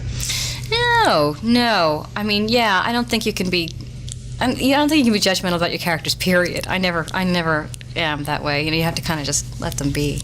Who came up with that accent? I did, but you know what it is? It's really it's just based on old movies. I mean, it's like it's that kind of mid-Atlantic speech they used to train actresses with. So they all had that accent. In a period from like the 30s through the late 40s, they all spoke like that, and you didn't know where the hell they were from. But so that's really it. And the dialogue, just because it was so rapid fire and so specific, seemed to lend itself toward that. And when I rehearsed one day with Jeff, I was doing it, and Ethan said, "I like that boarding school accent thing." And I said, okay. So but I was really scared because I thought they were going to say, "What are you doing? You sound so stupid." But they, Were you modeling after anyone in particular? Roz Russell, Katharine Hepburn? All of them. They all sounded the same. Forgive me. I don't mean they sounded the same that way. But it's just that pattern of speech. So yeah. Very thorough. Yeah, thorough. How did you like dressing as a Valkyrie in that dream sequence? That was funny, huh? Yeah, that outfit was made entirely of styrofoam as well. Mm-hmm. So you can keep the wardrobe. So it was, that was pretty funny. I mean, that whole sequence that made me very tense, actually, because there I was with all these girls who were dancing, and I had to march with a trident, It's like... You talked about how specific the Coen brothers are, and talking about them reminds me of talking to people about David Mamet, where everything is very carefully laid out. As an actor, you want to be able to create a character. So when they've put the ums or the pauses or the pacing into the script, does that limit you in a way, or does that... No, it frees me up. I quite prefer it. Somebody asked me in the other room, what do I like in a director? And I said, precision. I mean, I really, really do. And with the Coen brothers, one of Ethan's directions, that line where I say, the line was, tell me a little bit about yourself, Jeffrey. And we did it that way a couple times, and Ethan came over and said, lose a little, so it's just, tell me about yourself, Jeffrey. So that makes it better rhythmically, and it changed just changed the shape of the line. So that kind of direction I can really work with, because I know what they're after. So I think that with when filmmakers are precise about what they want, you're able to give them more.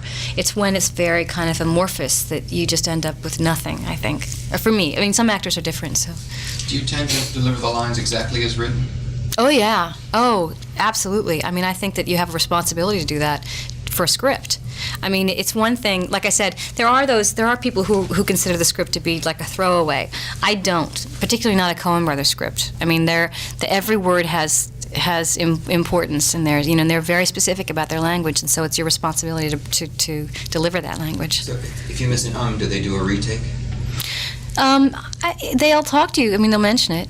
I think they say, if there's a word that you've missed and it's important to them, they'll say, but yeah. The more memorable performances you turn in, the more people expect it. Does, in a funny way, does success put pressure on you when you walk on the set now, or do you allow yourself to think about that? I don't know. Sometimes. It's funny because sometimes I feel I don't want to sound it sounds, but sometimes if somebody is suddenly good after years of not being very good, everybody gets very excited and goes, "Oh my God, what a great performance!" And you think, well, whatever. But sometimes if you just do a good job or something, people don't always notice or care. I don't think that you have. I feel fortunate if I have really exciting and interesting roles to play, and I sort of have. It's sort of you try to just do your job as best as you can. And with this movie, these are directors I'd always wanted to work with, and they're such tremendous filmmakers. My responsibility was to myself to kind of live up to their standards, You have a real knack for picking roles. I was just thinking about Safe. Yeah. Todd Haynes' film, which is, amazing. Thanks. And then you went to, Jurassic Park film, which is so mainstream. And then, you seem like, everybody should, says they put a lot of thought in picking roles, but it seems like you really do.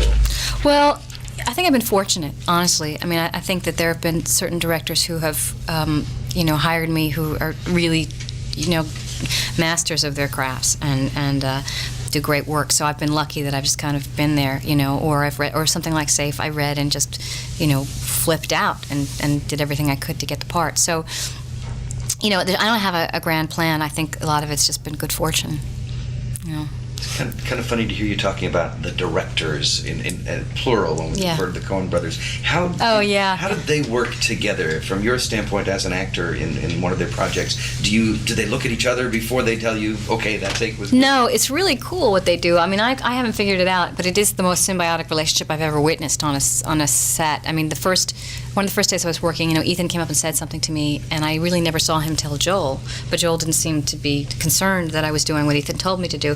And then, I realized that they do have some sort of communication that works that way, and you just kind of go with it, that they both talk to you, and they both have different kind of things they focus on. So it was really pleasurable after a while.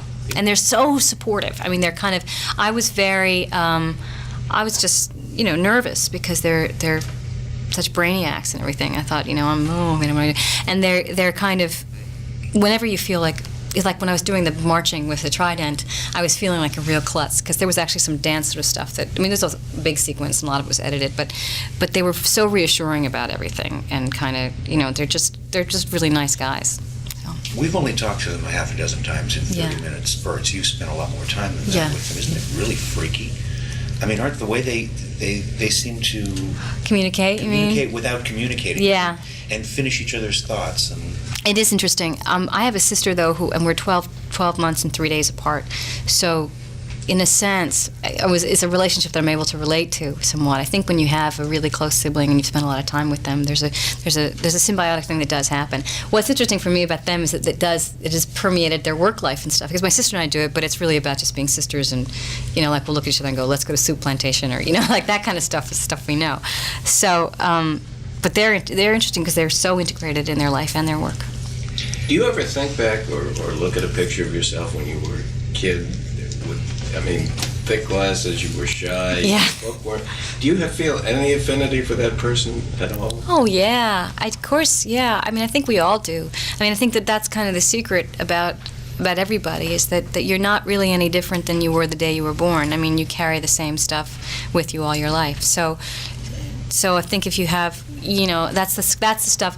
I think you need to stay connected to that for yourself, and I think you need to realize that's who everybody else is too, and that's like the nature of our lives. That that's who you are. What turned you around? You were a shy kid, and you weren't, by all accounts, attractive. It's hard to believe. I wasn't. You just. Your pursuits are the same, no matter what. As a kid, I really loved to read. That was my very, very favorite thing to do, and that was the thing that kind of moved me into acting. And with the stuff that I've done, I've ended up playing these kind of really interesting characters, these people, that live in these different kind of. So it's really the same pursuit. So I think that whenever you kind of examine somebody's life and you go all the way, you usually find seeds of something at the beginning that leads them. So it never really is a big change. People don't transform in that sense. They kind of just move along the same path. But part of your early life was moving all over the place as your army brat existence. Yeah. What impact do you think that had, having exposure to so many different parts of the world? I think that because you have nothing to define yourself. I think a lot of us define ourselves by, they say, I'm from St. Louis, and my family is Catholic, and I was born in 65. They do that, so that's how they define themselves. And I think that when you don't have that, you start defining yourself by the universal. So you're always looking for the things that link everything together. And so as an actor, that's what I look for in a part. What is the one thing that somebody's looking for that everybody has in common? So I'm always looking for commonality. You mentioned you were a bookworm. Is there any character that you would want to play that you read in a book that you would love to be? Madame Bovary. But, that would be fun. What movies did you like growing up? You moved around a lot. Did you watch a lot of films? Were you able to go to movies? Mm-mm. So what kind of influenced you to be an actor? It really was reading, and it was a teacher that I had in school. Because, I went to the movies like any other kid did, and, we went every Saturday practically. But I wasn't, shaped by great films. But I really was shaped by great books and characters and my interest in that. And then when I learned that reading could be kind of move into acting in that way, and I had a teacher when I was 17 who said, you can do this for a living, and gave me a copy of Dramatics magazines with all the schools listed in it, and I auditioned for the school. So it kind of happened like that. It wasn't like I went to the movies and went, What kind of experience is Chicago? Is it being called Chicago Camp now? Is that the? Oh, I have no idea what it's called. I don't know. I did that. I know the directors. They're actually a script supervisor and an editor I work with on another film, and they just called up and said, "Would you do a scene in this movie?" So it was like that. It was that kind of thing. And again, two directors. Yeah. Well, I guess Mary was. Yeah, I guess Mary was really directing, and her husband was, I think, producing and editing. So. Are you going to be bringing your baby to SIFs? Oh yeah, he's here today. He's upstairs. So yeah, I'll definitely bring him. A lot of women do, which is it's great, and not just actors, but producers and directors and stuff. Kathy Kennedy had her little girl, Lily, when she was doing Lost World. She would come to the set and stuff. So. The Teamsters are going to spoil it. Yeah, the Teamsters are great. That's the thing about movie sets, that it's easy to have children on them. It's a different kind of, it's not like an office job, which is great. What's his name?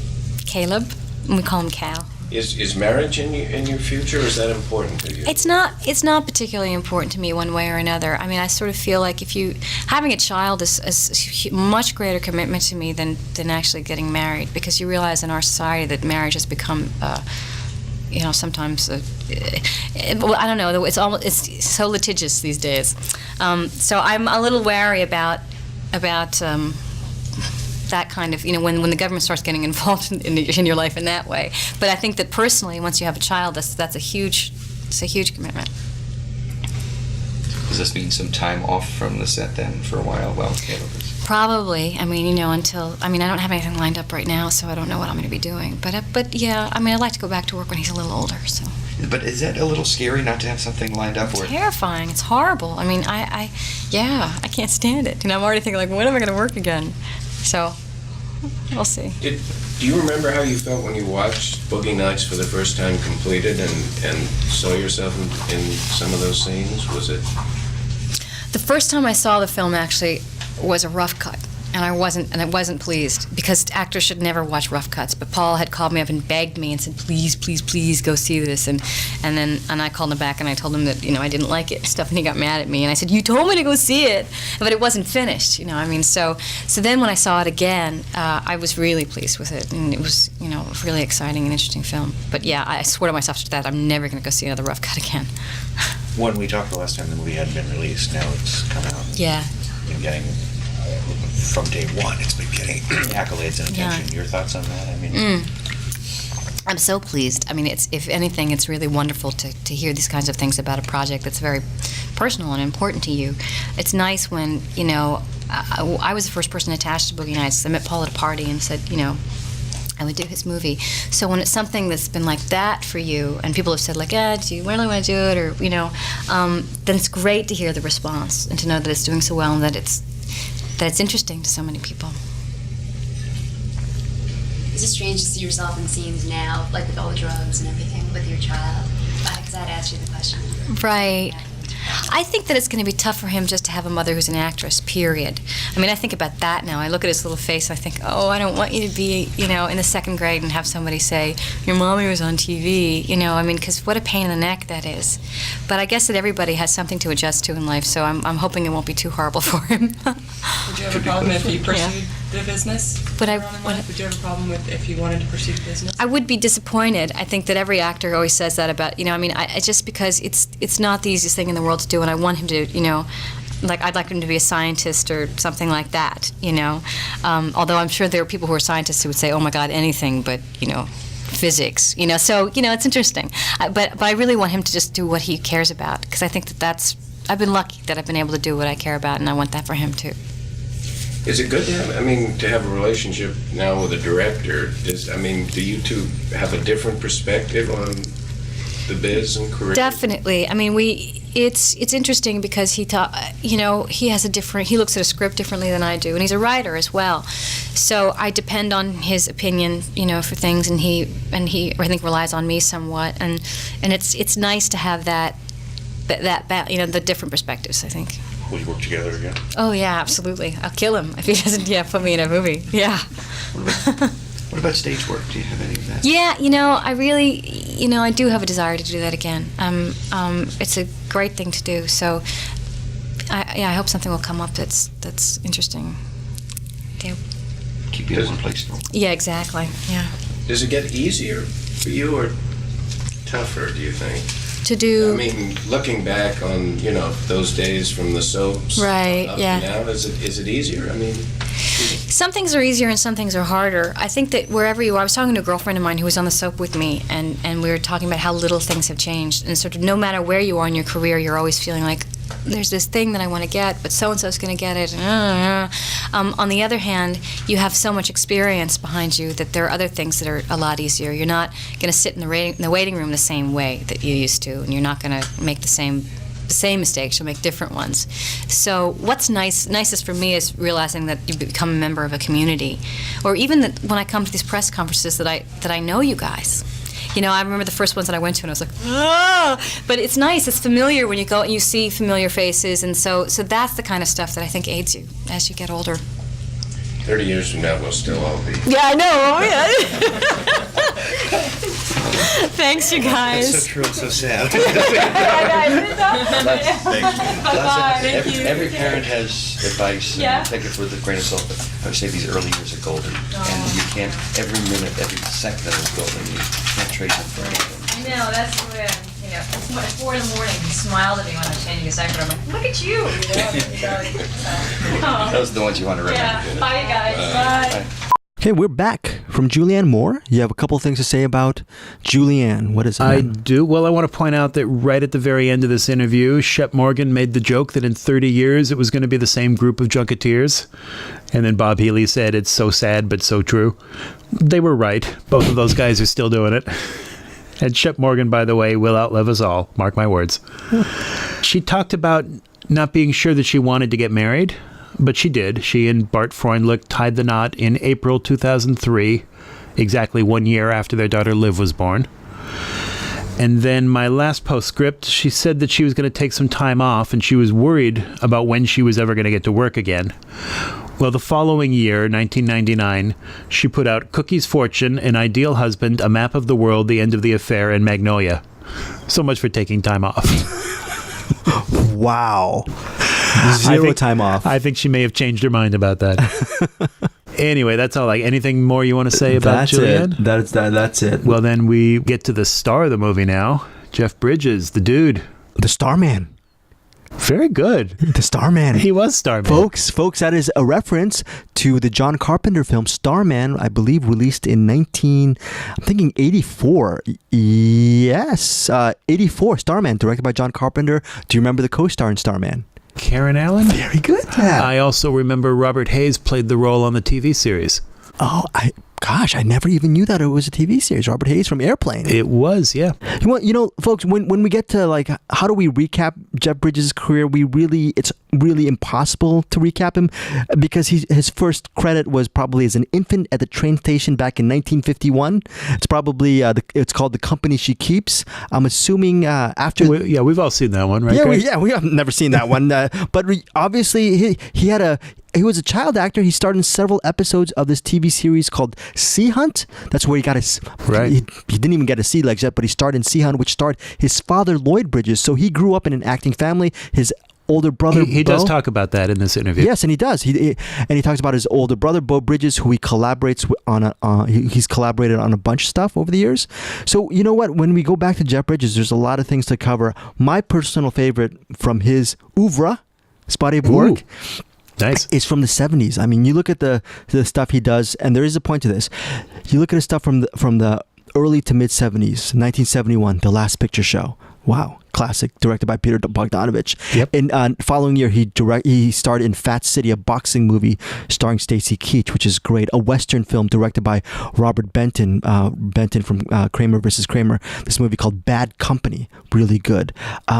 In 1973, other films from the 70s, by the way, Thunderbolt and Lightfoot with Clint Eastwood in 1974. Mm-hmm. There's another movie called Stay Hungry in 1976. There's the 1976 movie King Kong, which everybody knows about with Jessica Lange. Heaven's Gate is 1980. So one of my favorite films from him is 1981, Cutter's Way. That's another great film. The reason why I'm mentioning some of his earlier work is in 1973, he starred in a production of The Iceman Cometh, directed by one of my favorite filmmakers, John Frankenheimer. John Frankenheimer, folks, directed The Manchurian Candidate. But The Iceman Cometh is based on Eugene O'Neill's play, and the reason why it was released in 1973, there's a great story from Jeff Bridges regarding The Iceman Cometh, which is featured in this Big Lebowski interview.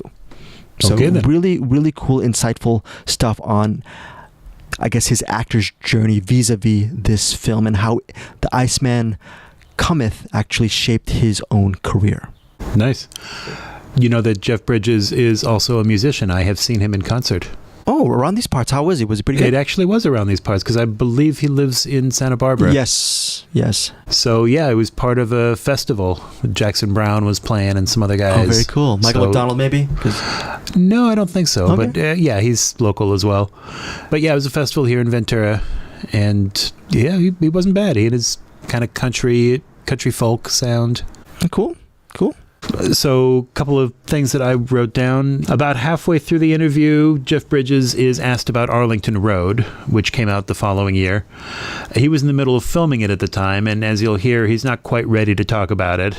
There's a good reason why. Well, yeah, if you've seen the film, it's got a few plot twists in it. No spoilers, but makes sense that he wouldn't want to say anything. It's sad we talk about a movie like Arlington Road, which probably, we were talking about earlier on an earlier episode about Murder in the First, how no one's seen it, that Right. Kevin Bacon film. This is a movie that, when you look back, we mentioned Starman, we mentioned, that there's Against All Odds, there's a whole bunch of Jeff Bridges movies that everyone should see.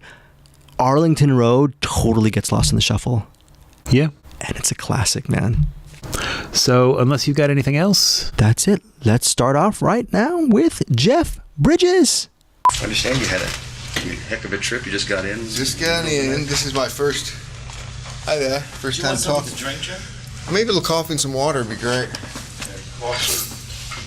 There's a couple of black coffees over there. How you doing? Good. How's it going? Man, your hair's a little different than in the movie. Yeah.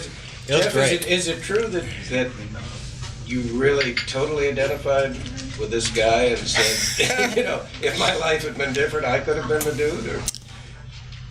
Yeah, there's probably some truth to that. I could. It was a case of kind of sense memory, looking back into my own life. Back what I was doing in the early 70s, late 60s. Yeah, I related to some of the guys' feelings. If you just sit up a little bit closer if you want. Sure, sorry. Thanks a lot, I appreciate it. Thanks. About the bowling part. The bowling, I bowled a little bit, but that was pretty new to me. It was fun. We had a great expert. I wish I could remember his name. He's the guy who throws that last ball at the end of the movie, the ball guy, and, you see from the back, he hits that strike. He hit that strike every time. He's a really terrific guy. He, taught us, and you don't see the dude ball in the movie, do you? Yeah, there's not much bowling in it, really. How about talking about something that's new to you? Working with the Coen brothers has got to be a different experience, or is it different? Oh yeah, it was. I've always been a big fan of theirs, and also having my own brother in the biz, Bo. I was real curious to see how these brothers work together like this, because Bo and I we've currently developed a production company, and we're looking to work together in maybe a similar capacity. I don't know if we could actually co-direct. That would be tough, but they pull it off so well, these guys, the Coens. They just, they really, it's like they're just, one guy in two bodies kind of thing. It's really amazing. What about their writing? What is it about how they put a character down on paper that helps you make somebody like the dude come alive?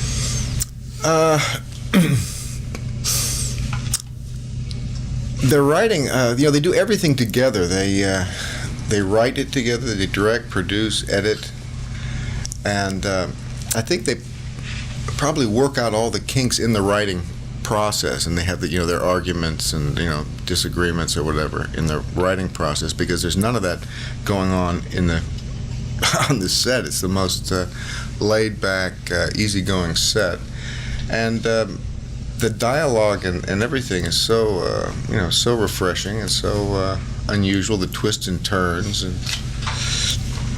does that really answer your question? I'm not sure that really addressed your question. Why don't you? Well, I'm just wondering, one of the things I've heard, and in fact John Goodman mentioned this, that there were no rewrites, that you basically had the script from the beginning. That's it. And all of the little things like pauses and ums and things like that are in the script for you. Yeah, a lot of it, yeah. Well, what does that do for you as the actor? You want to create the character, and yet they've already got so much of it laid out. Well, they wrote the script with me in mind, actually. They came to me about, God, you'd have to ask those guys, but it seems like maybe 4 years ago, saying, would you like to work with us? And I say, oh yeah. They say, well, we're working on something with you in mind, and we've got it about half done now. And they kind of said, and I said, well, God, send it along. I'd love to see it. So they were writing with maybe some of how they imagined me doing it. So when you look at a character like the dude, do you ever wonder what it was that? Yeah, I always do that in all characters. I have a tough time sometimes seeing myself in different roles that people approach me for. And I say, you really see me as this. Why do you say this? They say, oh, you'd be perfect. I say, really? But in this case, they were creating out of something or someone that existed. So this question is a good one to follow up on. How do you wonder what did they see in Absolutely. I guess they must have seen a bit of me. I think from long ago. They probably read an old Rolling Stone article about me or something, back from the late '60s. The Coens keep working with the same people over and over again. Was there a sense of like coming into a family? Yeah. John was a big help. John Goodman, say how see the rhythm, how they worked, but they were very, very inclusive and really, encouraged. I didn't feel like I was like the stranger of the group. I'd worked with a couple of those guys. John Turturro's performance is just remarkable. I think, isn't that great? God, he's so great in it. And we've worked together before. There's that big dream sequence in the movie, Dude's Big Dream, which is a huge production number, and you're dancing hard out. That was fun. It was really a ball. I like to dance. We get to choreograph it, and it was really fun. My wife came to visit me, and they got to take home some of those bowling pin hats that those girls wore. We had a lot of fun. Did you feel like you were in an old Busby Berkeley? Absolutely, yeah. It was really great. How about the other dream sequence with all the blue screen work? The flying thing. Yeah, that was getting into a harness and being up there and doing some Wile E. Coyote type acting. Those are fun. It's kind of tedious and uncomfortable sometimes, but it was fun. Was that your favorite scene? What's that? Which one was this? The flying one? Yeah. No. What was your favorite scene? My favorite scene. In the movie as a whole, you mean?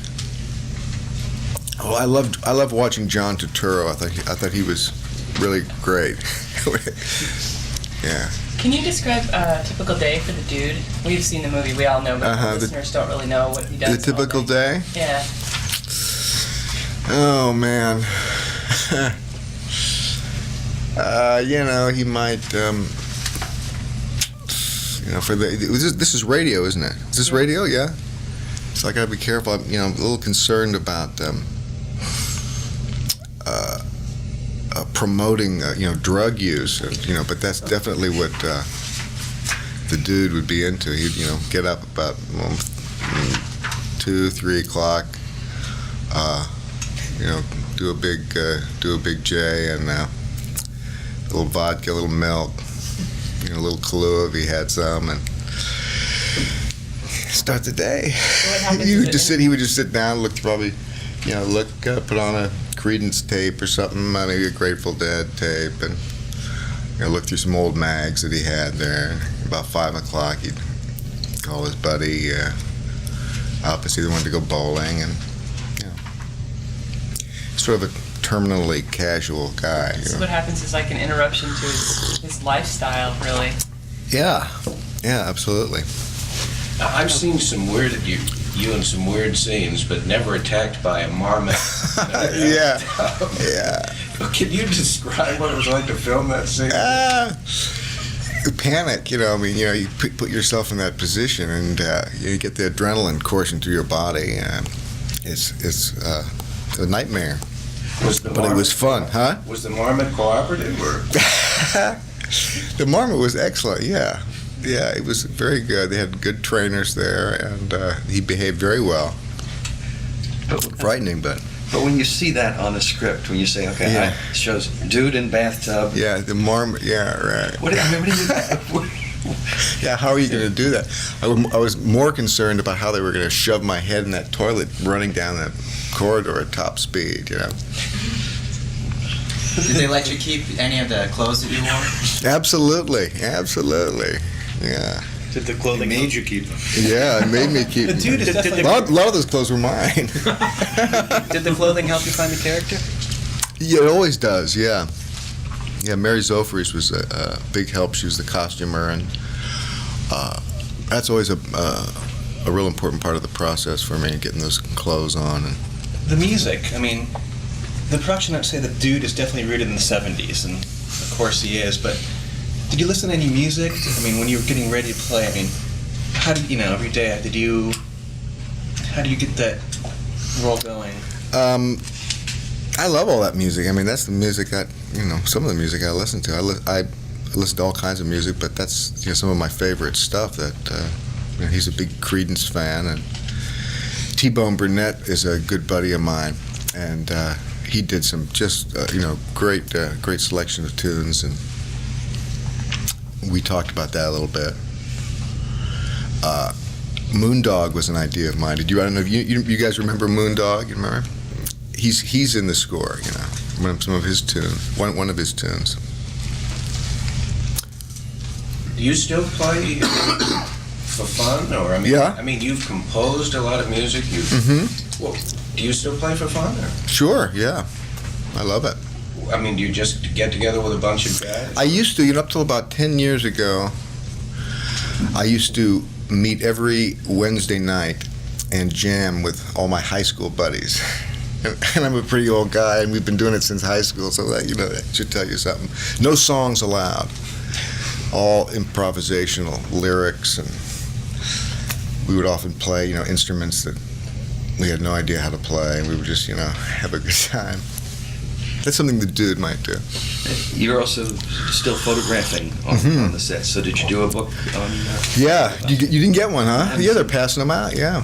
Yeah, this is Gramercy was kind enough to pick up the tab and use it for part of the promotional side of things, so you guys should ask about it and get one. Definitely. Well, that's really become part of the process for you, though, too, hasn't it? Sort of, yeah.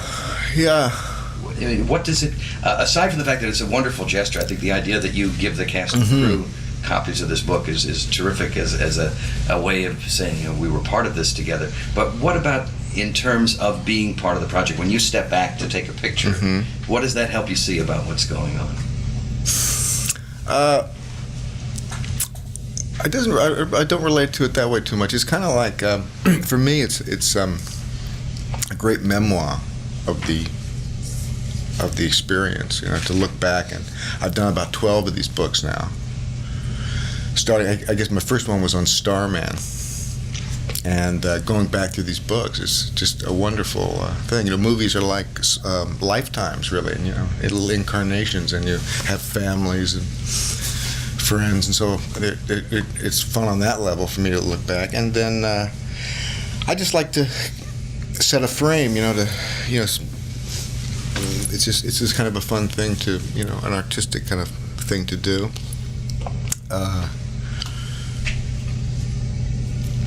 And that's probably, and then it's just, there's a lot of waiting around the set. Some people will read or, have little things they do, and I always try to have my camera available.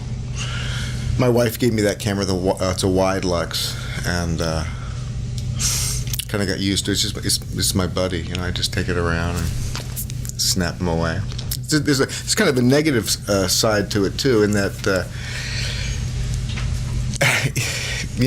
it's another job basically, because you got to edit that book, you got to edit the photograph. So I'm, after the movie's wrapped, it'll take me, probably, I usually just get the book done just before the movie's released, so it can take 6 months to put it all together and do that. So there's a kind of a side, my lazy side says, oh, I don't want to do this again. I don't think I'll do it this time. And then I'll start looking at the pictures and I say, oh yeah, I got to do that, You've been so good at mixing up roles, surprising us with the next thing that appears on the screen. I know that must be deliberate, but I wonder, did part of it come from the fact that your dad sort of got pigeonholed in the... I know it was a bad question, Jeff. Don't leave it. I was coming back. Yeah, I think it probably had a lot to do with it. My dad was such a successful Mike Nelson, playing a skin diver in Sea Hunt. He pulled that off so well. that a lot of people, probably most people, thought that, oh, here was some skin diver that they took acting lessons, and there he is. He's the real thing up there. And he had a tough time, I think, shifting gears after that, getting offered other roles. Later in his life, he got pigeonholed as a comedian from all these airplane movies, And when I was doing Blown Away, and I said, hey, I got just the guy for this part. And they said, who? I said, Lloyd Bridges. He said, oh, no, he's a comedian, I said, come on, guys, come on, So it's tough that way. If you do a job like that and you pull it off well, and you do a few of those back to back, pretty soon that's kind of your persona out there. And it's kind of like fishing, you keep using that same bait, and the scripts that come are very similar. So that's right, I do try to mix them up and let it's fun for me to play different roles, keeps my interest up, but it also lets the people who make the movies out there know that I can do different things, so I get all kinds of different scripts. What kind of project is Arlington Road? That's where you came from. Yeah. It's kind of a hard one to talk about, but my co-star in that is Tim Robbins, who I'm a big fan of. He's also a Cohen alumni. I'd rather not say anything about it because I haven't figured out kind of how we want to talk about that. Can you tell us about your character? I'd rather not, actually. Sorry. When we talk it's a mystery. Yeah, there you go. Very good. That's what I should say. It's a mystery. Yeah. Some of the scenes with John Goodman had to have been cracking you up. How was it to work with Goodman? Fun. It was great. I mean, what can you say? Let's see. Just hanging out. We played some music together. He's a good harp player. I haven't seen Blues Brothers yet, but I wonder he'd probably play some harp in that. So we jammed a little bit, hung out, and you kind of carry some of that onto the screen, some of that friendship. When we talked to John last week, he said that you were the dude on screen and off. Is that part of your process? Is it hard to kind of go back and forth? Yeah, I would have to disagree with him on that. I think it was probably one time in my life I was very dude-esque, but I kind of shifted gears, being a family man and having a bevy of sweet girls now back home. Got to be the father and set a good example. So I was did the movie straight. Didn't get high and carry that over to the other side. Well, I think you just meant like the mannerisms and stuff. That you were still kind of in that mode when the probably yeah maybe a little bit. I wouldn't go out of my way to shift, so you probably kind of leaks over a little bit, But the lifestyle, I don't think I could have pulled off a movie and kept the dude's lifestyle. You ever miss those days?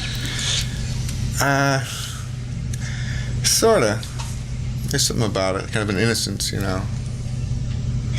that we don't have today. It's different, it's strange to see a guy that's from those times trying to do that in these times, and there's something kind of out of place. It seems that on the surface you had all the ingredients that would make for the cliche sort of, you had a father who was in the business, you guys were in the business, yet you seem to grow up a well-adjusted, all-American family. What was the secret there to keeping it feeling like that? Probably my mother. She's kind of an amazing woman.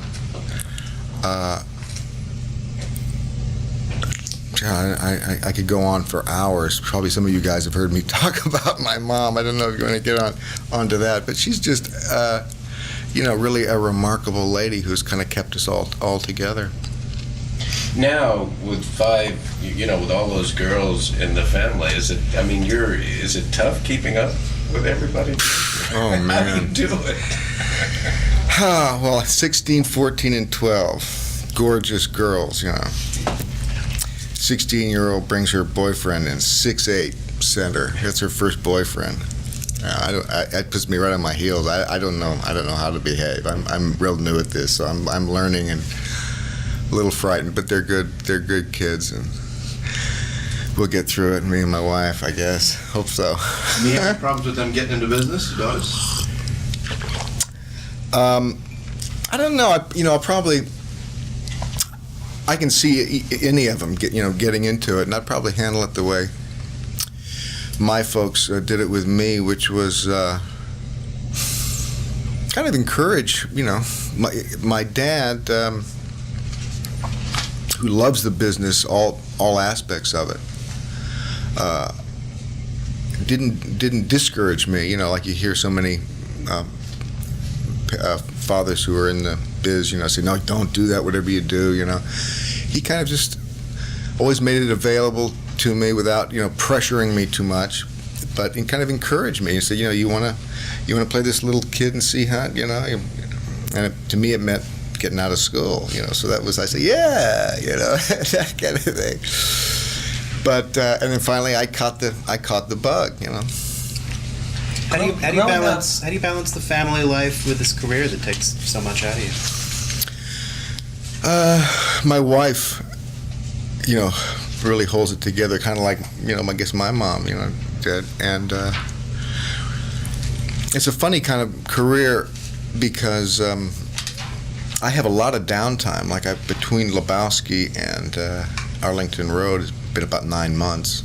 So there's huge hunks of time often that I have with the kids and with my wife, and then I'll be off. It's like the Merchant Marines or something. I'll go off and to the wars or something. Growing up, what films influenced you that you remember? Well, just as you say, what pops in my mind is Citizen Kane. I guess that's I don't think we really topped that one yet.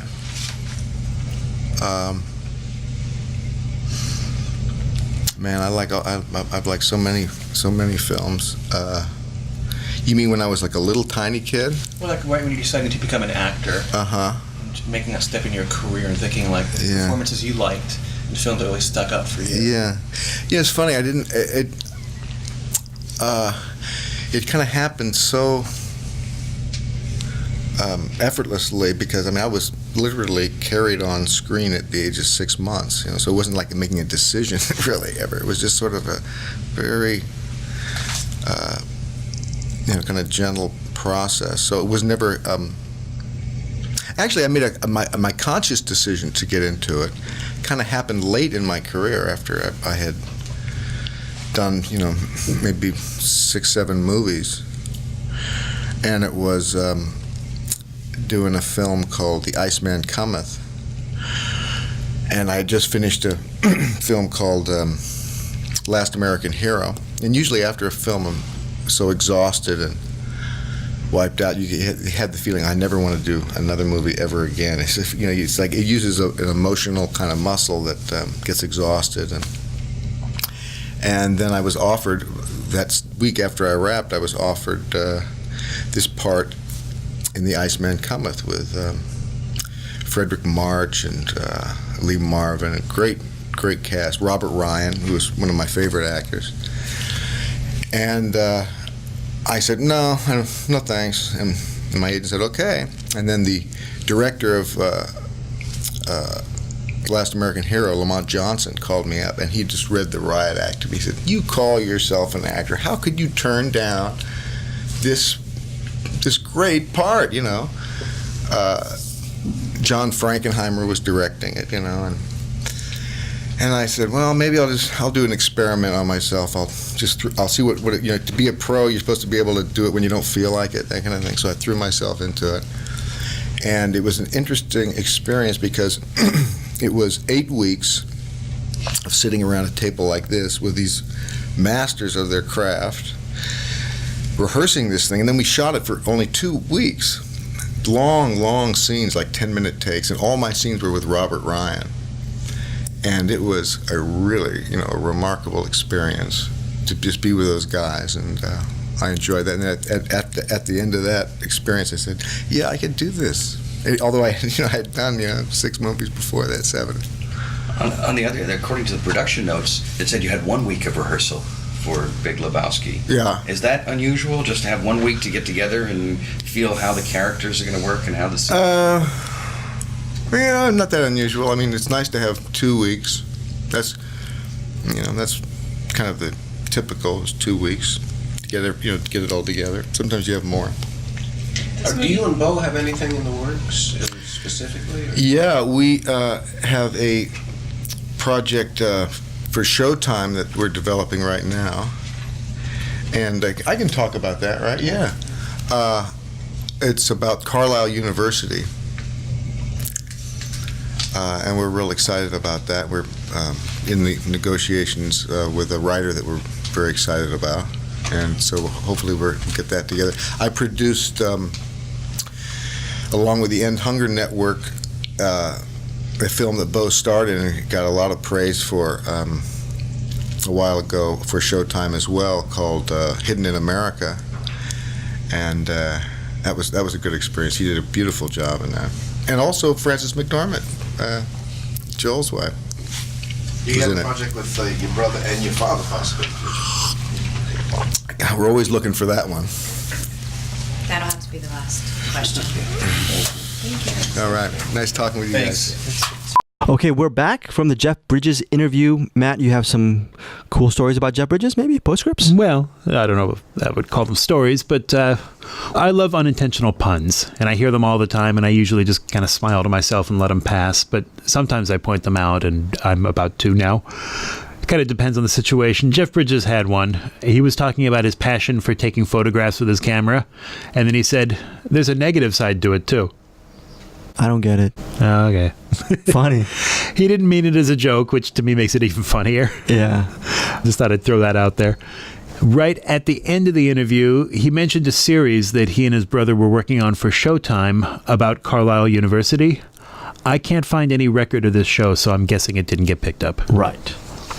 You'll hear that in these interviews sometimes. People talk about projects that they're prepping, and, now that you listen to it 20 years later, you're like, I don't know what that is. These things fall apart all the time. But he did allude to Hidden in America, which was released, I believe, a couple of years before The Big Lebowski, and that received critical acclaim. That was his collaboration with Bo. Hidden in America. Okay. So if you don't have anything more to say about Jeff Bridges, now we end where we began, with writers, directors, and brothers, Joel and Ethan Coen. So, Matt, do you have anything to say about the Coen brothers? Well, yeah, I do have to defend one of the questions that you're about to hear me ask. And to do that, I need to give you some background about me. Back in the late 1980s and early 1990s, while I was in college, before I became a junketeer, I worked as an extra in movies and TV shows. And one of the movies that I appeared in was a Coen Brothers film called Barton Fink. The scene that I was in was a dream sequence. It was a USO dance in the 1940s filled with soldiers and sailors who eventually wind up getting into a fist fight. And in fact, if you go to our webpage, shameless plug here, mattandgregpodcast.com. If you go to my bio, you can click on See Matt as an Extra, and you'll find a picture of me there on the set of Barton Fink. I was a soldier, and my friend Mark Fullerton was a sailor. What I remember most about this shoot was how long we took on one single shot.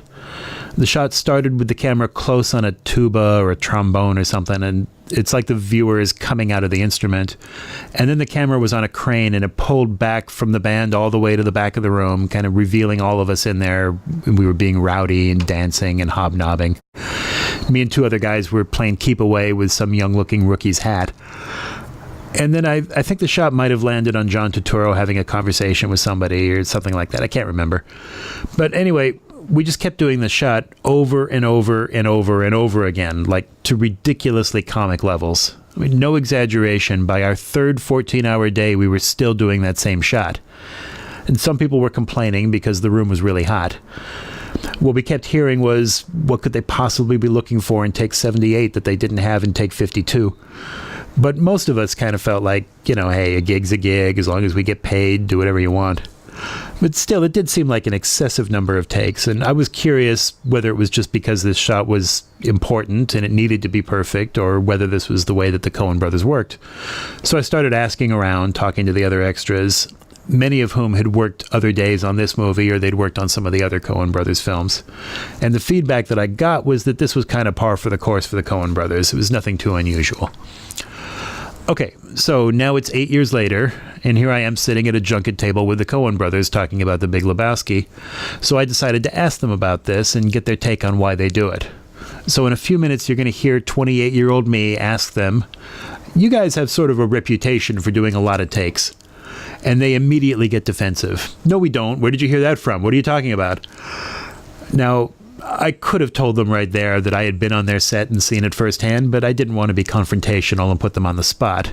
They clearly didn't want to talk about it, so I let it slide, and I stand by that decision. But just so you guys know, I wasn't wrong. They do a lot of takes. Having said that, though, it's not really a criticism. I mean, they make great movies. They're very tightly paced, and they're precise with the timing, and what we're watching is exactly what their vision for it was, because they don't compromise. They're going to keep doing it until it's right, and that is a good thing. So at the end of the day, you can't argue with success. But I wasn't wrong. And the way they played it off, they just played off the question like, oh yeah, maybe a little bit. So like it didn't matter. But obviously that I never. Yeah. No, they kind of treated me like maybe I had heard a rumor. Right. But no, I was there. Anyways, that's all I've got to lead up to this. So, without further ado, here is our final interview for the second time this episode. Ethan and Joel Cohen for The Big Lebowski. Can you guys both introduce yourselves so we have voice distinctions? Very well. I'm Ethan on my left. And You're Joel. right. Wait, they sound exactly alike. Yeah. And also, if you could sit as comfortably close to Okay. the mic to yourselves as possible. All right. I mean, now I noticed in the production notes they're saying Cohen-esque comedy, so this is good. Now probably you'll be in Webster's, next month. Oh, the word? Which is kind of an ugly word. I mean, you guys obviously have an incredible amount of fun, but I mean, do you feel any pressure to, be original, surprised, I mean, we know it's going to be different, right out of the gate every time. Are you sure that you're going to be able to make it different, or? Well, it's not something you worry about. I mean, it is sort of an ambition you have, being different just in terms of what we ourselves have done before, just because you want to keep the process interesting for yourself. I mean, you spend a couple years making a movie, so the next one you make, you want to just, again, for the sake of keeping up your own interest in the process, make it different from what you've been doing. I think Big Lebowski is hilarious. I mean, I got to start that, preface it with that. He's one of the funniest things you've ever done. But again, it's out there. It's a sense of humor that, not mainstream, shall we say. How do you, when you guys sit down to put something like this together, how do you figure audiences are going to relate to your unique take on the world? Well, you only think about it, I think, when we're writing the movie or making the movie. You think about an audience in a real general sense, just in terms of whether or not something is going to work, be it sort of a plot point or a gag. But beyond that, I mean, we don't think about the audience sort of specifically. Is this for a mainstream audience? Is it for is it for the people who like this or people who like that? You just try and get a general sense of whether or not it's going to sort of work at the most fundamental level, and I guess you basically just relate that back to yourself. So it reflects, obviously our sense of humor, what we think sort of works, and what we hope will work for an audience in general. You can outsmart yourself anyway trying to figure that stuff out. I mean, it's ultimately futile. We did a movie called The Hudsucker Proxy, which on the face of it would seem to be a pretty broad, as you put it, mainstream comedy, and it did by far the least box office of any of our movies. Immediately after that, we did a movie that we thought was going to be pretty obscure and played to, as Joel said, we sort of hoped it worked on its own terms, but in terms of its audience appeal, we thought Fargo would have, next to no audience appeal, which was all right because it was a very cheaply made movie, but that turned around and did better than any of our previous movies. So who knows? We've sort of given up trying to figure it out. It's kind of liberating, though, because you realize there's no way of predicting it, so you might as well do whatever you feel like. So where did you get the idea for the dude? Well, where did we get the idea for it? It was I think, it came out of a desire to do something which was, in our minds, sort of like a Raymond Chandler story, an updated sort of Raymond Chandler story, although we didn't want to do the whole sort of conventional private eye routine. So instead of a private eye, we have a sort of layabout pothead. That was kind of the narrative model for the movie. Beyond that, the characters that Jeff and John Goodman play are very loosely based and sort of composites of people that we know in LA. And it was sort of thinking about those people and what they're like. They're all kind of, like the characters in the Big Lebowski. They're all sort of, anachronisms. They're all kind of products of the '60s.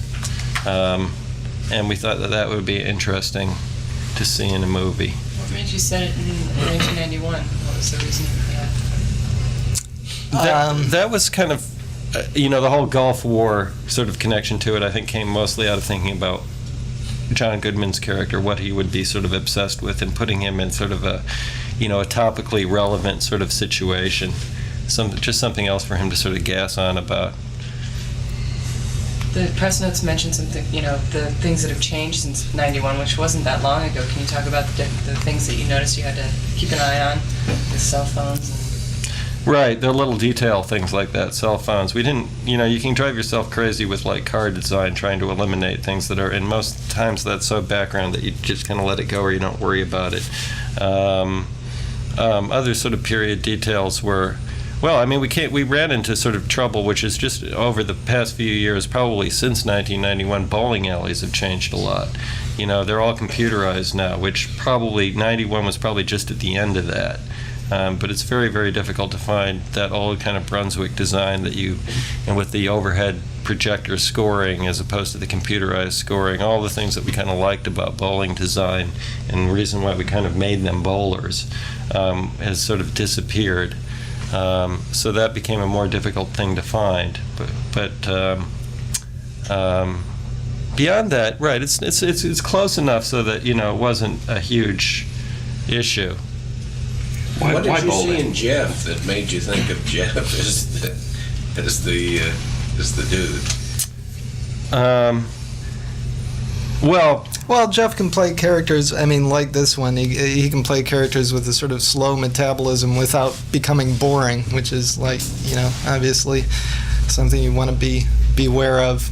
And in a general sense, like in a lot of our movies, the sort of leading character is often needs to be played by someone who is, not only a leading man or can carry a movie, but also sort of fundamentally a character actor, which Jeff certainly is. He's able to sort of transform himself, and there's a limited pool of people who can both carry a movie as a sort of leading man, in quotation marks, and also has the kind of, acting chops to sort of be essentially a character actor, a transforming kind of character actor.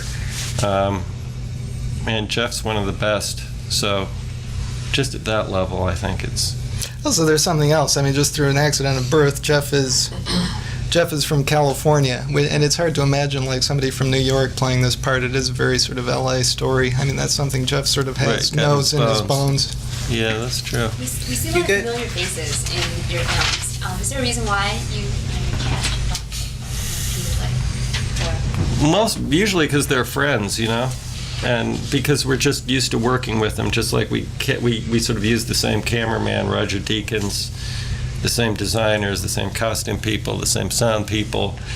They're all just, you find people that are very easy and where the working relationship is very productive and easy, and who you like personally, and you tend to, we just tend to like to work with those people over and over again because the process, it becomes sort of more and more interesting. It becomes in more, I think, as you work with them more and more, and to a certain extent easier, you develop sort of a shorthand with them that you can. You guys are known for doing... Flea, no. We met him on this movie. You guys are known for doing a lot of takes. Can you talk about why, and is perfection attainable, and do the details matter that much? I don't think we do a lot of takes. I think we're probably pretty squarely in the average kind of where if you put Stanley Kubrick at one end and Sidney Lumet maybe at the other, because he's very quick, out through one or two. We're probably kind of in the middle there.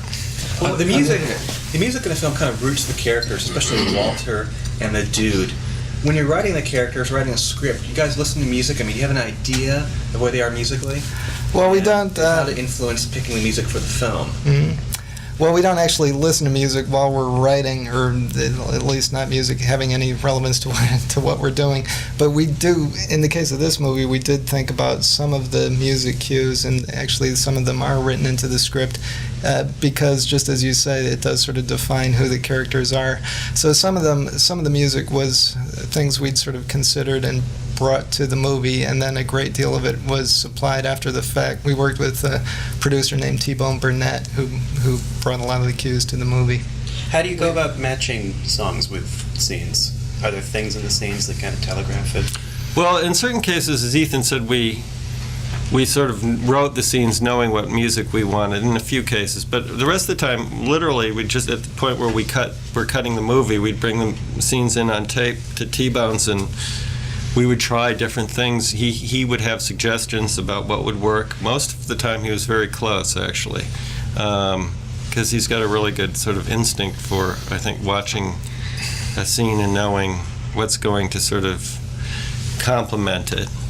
To give you an example of each, I mean, we wrote the Gypsy Kings cover of Hotel California into the script. We were familiar with it, and we knew we wanted that to introduce John Turturro's character. And then T-Bone, for instance, when we were looking at the Ben Gazzara scenes, found the Henry Mancini music, which really seemed to work really well, again, in terms of defining the character. What do you get working together? In other words, strengths on one side and weaknesses on the other. How do you complement each other? We hear from the actor's perspective. I'm interested from your perspective. Well, they would know. I mean, no, seriously. It's hard for we don't sort of. The sort of self-analysis that way is not something that we spend a lot of time thinking about. So it's probably clearer to them, honestly. But do you feel like, I mean, would you want to make a movie without this guy, and vice versa? Do you feel that, when there's a dip, he's on? Do you feel that sort of ballet possibly? I know you don't want to obviously go into the analysis, but. No, there's something screwy about that analogy. I'm not quite sure what it is. But, the process for us is so much, I mean, from the beginning it's a discussion about, the script, and it just sort of grows out of a discussion between the two of us. It's sort of, it's not the case that, I mean, I don't think either of us thinks about what it would be like working without the other. It's just it's the way we work at this point. Yeah, it may be more sort of helpful to realize that, when we write the script, the script gets developed as kind of a reflection of what's interesting to both of us, not what's, although I may be interested in other things, and Ethan may be interested in other things, the script is the point, a reflection of what's interesting to both of us and what we do agree on. So you get to the movie making stage of it, it's all kind of a moot question, you know what I mean? People say, do you get along, do you disagree, all this kind of stuff, but it's, at that point, the question's almost moot. It's, no, I mean, we're doing something that we've kind of hammered out through this long kind of collaboration in terms of the writing. Now you're in production on it, and it's just a question of sort of finding the right practical solutions in terms of implementing it and realizing it and having fun with it. So it's kind of a funny question to us in a way. The script is so specific. Is the writing process, is it a painful process? Is it a joyous process? Is it just laborious and different? Well, to tell you the truth, it depends on the script in terms of how easy they are to write or how long they take, or it also depends on the day. I mean, you have a good day and you kind of enjoy yourself, and you have a slow day and it's just kind of laborious. Yeah. Okay. How long is it gestating? This one, we, like a lot of the stuff we do, this one we actually started writing several years ago, and we wrote a certain amount on it and put it aside and then came back to it. So it's hard to sort of quantify. There are very few scripts that I think we've written, sat down and wrote from beginning to end in one concentrated period. Maybe Barton Fink. Maybe that's all. I mean, otherwise we kind of, we have things and we go back to them, we finish them, or they don't get finished. You write like 30 pages on something, realize it's not really going anywhere, or that happens, you know. What's next for you guys? I don't know. I mean, as Joel suggested, we have these sort of half-written things, scripts in various stages of completion lying around. We'll probably pick up one of them, but I don't know which. Whichever we finish first and get the money for first. You obviously spend a lot of time together doing this, writing and directing and everything. I'm wondering, is that something you guys did when you were kids? Were you always together when you were little, or did you not want to spend time together at that time? Well, you know, we lived in the same house. Yeah, you know, on the one hand we're siblings, and on the other hand, on the other hand, there's 3 years age difference, which the further you go back, the larger More that figures. becomes an issue, you know, when you're, 9 and 6, or but. Where did the marmot in the bathtub come from? In the category of weird moments in your movies, it has to rank right up there. Did somebody just suddenly say one day, Actually, it's not a marmot. We didn't know what a marmot was. And they showed us, we wrote it into the script, and they showed us pictures of marmots, and we said, no, that's not what it is. We sort of knew what the animal we wanted was, which was, in fact, a ferret. But, since the character's a pothead, we figured we could keep the line nice. I mean, what does Jeff know? Nice marmot. but does that just come out of the blue one day? Or? That did pretty much come out of the blue. Yeah. I can't think of a real-life incident that inspired it. I guess we just made it up. Did you have Turturro in mind? I'm laughing still thinking about it. Yeah, we've always wanted to see Turturro play an Hispanic pederast. You guys mentioned Sam Elliott, that part was written for him as well, although we didn't know him personally. I don't know. at the You time. tell me. It's this gentleman was asking where the Hudsucker Proxy went wrong. You can even you name it, or I actually don't know. It's like one of those things you go through. You go okay, and you put it out there, and it lays a big egg. I don't know. I thought, Tim and Jennifer were very funny. I thought Paul was funny. I mean, but obviously no one agrees with me. The other day we talked to... Sure, make it their fault. The other day when we talked to John Goodman and asked how things changed working with you guys since Fargo, he said that, Joel, you were a lot surlier. But since Fargo? Yeah. Goodman? Yeah. So, he wasn't on Fargo. No, just because he worked with you before. Oh, I see what you're saying. Just a sense of how it's changed your life. And he described you as a lot surlier. Yeah. So you can take that up with him, but I'm wondering how that changed your lives and your careers, all the attention that it brought you. Oh, it didn't. I mean, it was just a weird thing that happened, Yeah, it didn't really, it didn't really change. Didn't change the way we work, or, it was a bizarre sort of surreal moment. But beyond that, we're still making movies the same way. We're still essentially doing what we've. And in fact, I'm sure we would be doing exactly the same things right now if we not trying to win Oscars. Do you get better tables at restaurants? Fran does. What would you tell Fargo fans about the Big Lebowski? What would I tell Fargo fans about the Big Lebowski? Because you guys got a lot of I recognition see. because of that film. Yeah. I don't know. It's a hard one to sort of sum up, quickly. So I'm not really sure how I would categorize it, sort of in a sound bite. Yeah, can't promise them more of the same. No, it's just like Fargo, but without the snow. You had a 1 week rehearsal. That's all I'm talking. A 1 week rehearsal period. A lot of directors don't like to do that. Can you talk about the best way to use that time?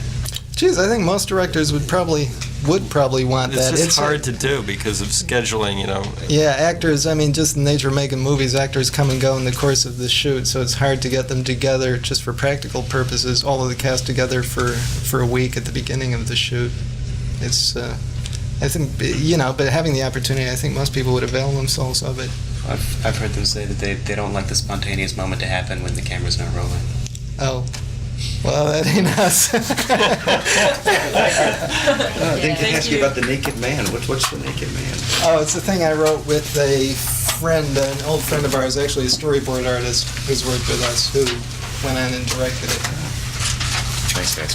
Thank you. So that was the Coen brothers for the second time this episode, this time talking about The Big Lebowski. Kind of a marathon episode we're coming to the end of now, but I did want to say one thing about this. Right at the end, Alan Silverman asked Ethan about a movie that he co-wrote called The Naked Man. I have never heard of this movie, but I looked it up and it is real. Greg, do you know this one? No. All right. So it came out in 1998, which is the same year as The Big Lebowski. It stars Michael Rappaport and Michael Jeter, and IMDb describes the plot as, quote, "A man takes matters into his own hands when a pharmaceutical kingpin moves into his town to cause some real trouble." And then, and I am absolutely serious, the tagline is, "Chiropractor by day, wrestler by night." Now, I don't know which would be better to take on, a drug kingpin, a chiropractor, or a wrestler, or a naked man. But apparently in this film, you get all three. So, there's that. Very cool. Very cool. A couple of asides before we end the show. Yeah. Jeff Bridges was always really cool. I think we also mentioned this on an earlier show, how almost every single junket from the 90s, whenever we got Bridges, he would give us free photography books. And he gave us one for The Big Lebowski as well. Do you remember that? I don't remember that, but I do know that he's put out a lot of photography books. He even talked about it in his interview. During the interviews, yeah. That was one of the many nice things that Jeff Bridges did for us. I do miss those days of him giving us books as part of the free swag that we would get as junketeers. We did get a lot of free stuff and a lot of travel. I can't really complain about anything in those days. Yeah. Our next episode will be, Matt? It's going to be a double feature. We're doing Evita and Poetic Justice. That is an interesting mix. Well, it's because both of the films have pop stars in their leads. We actually don't have Janet Jackson. We didn't get her. But for Evita, we've got Madonna, and for Poetic Justice, we have Tupac Shakur. Wow, very good link. Which is very rare. Obviously he died really young, so there aren't a lot of interviews with him. But we have one, never before heard, and we're going to give it to you. So we hope you'll come back for that. Check out our website, mattandgregpodcast.com. Right. Or you can like our Facebook page. Follow us on our Facebook page. It's facebook.com/mattandgreg. We also have a YouTube channel accompanying that. All that's accompanying everything. Accompanying life. Please give us your feedback on the show, on me and Matt, on the movies, on the content, the movies you want us to cover. And, obviously, And please spread the word. Spread the word to your friends, to your family, to everyone, to the universe, to the etherverse, to everywhere. Yes. And we will see you next episode for Evita and Poetic License. Justice. Till then. Bye. We now return you to your regularly scheduled lives.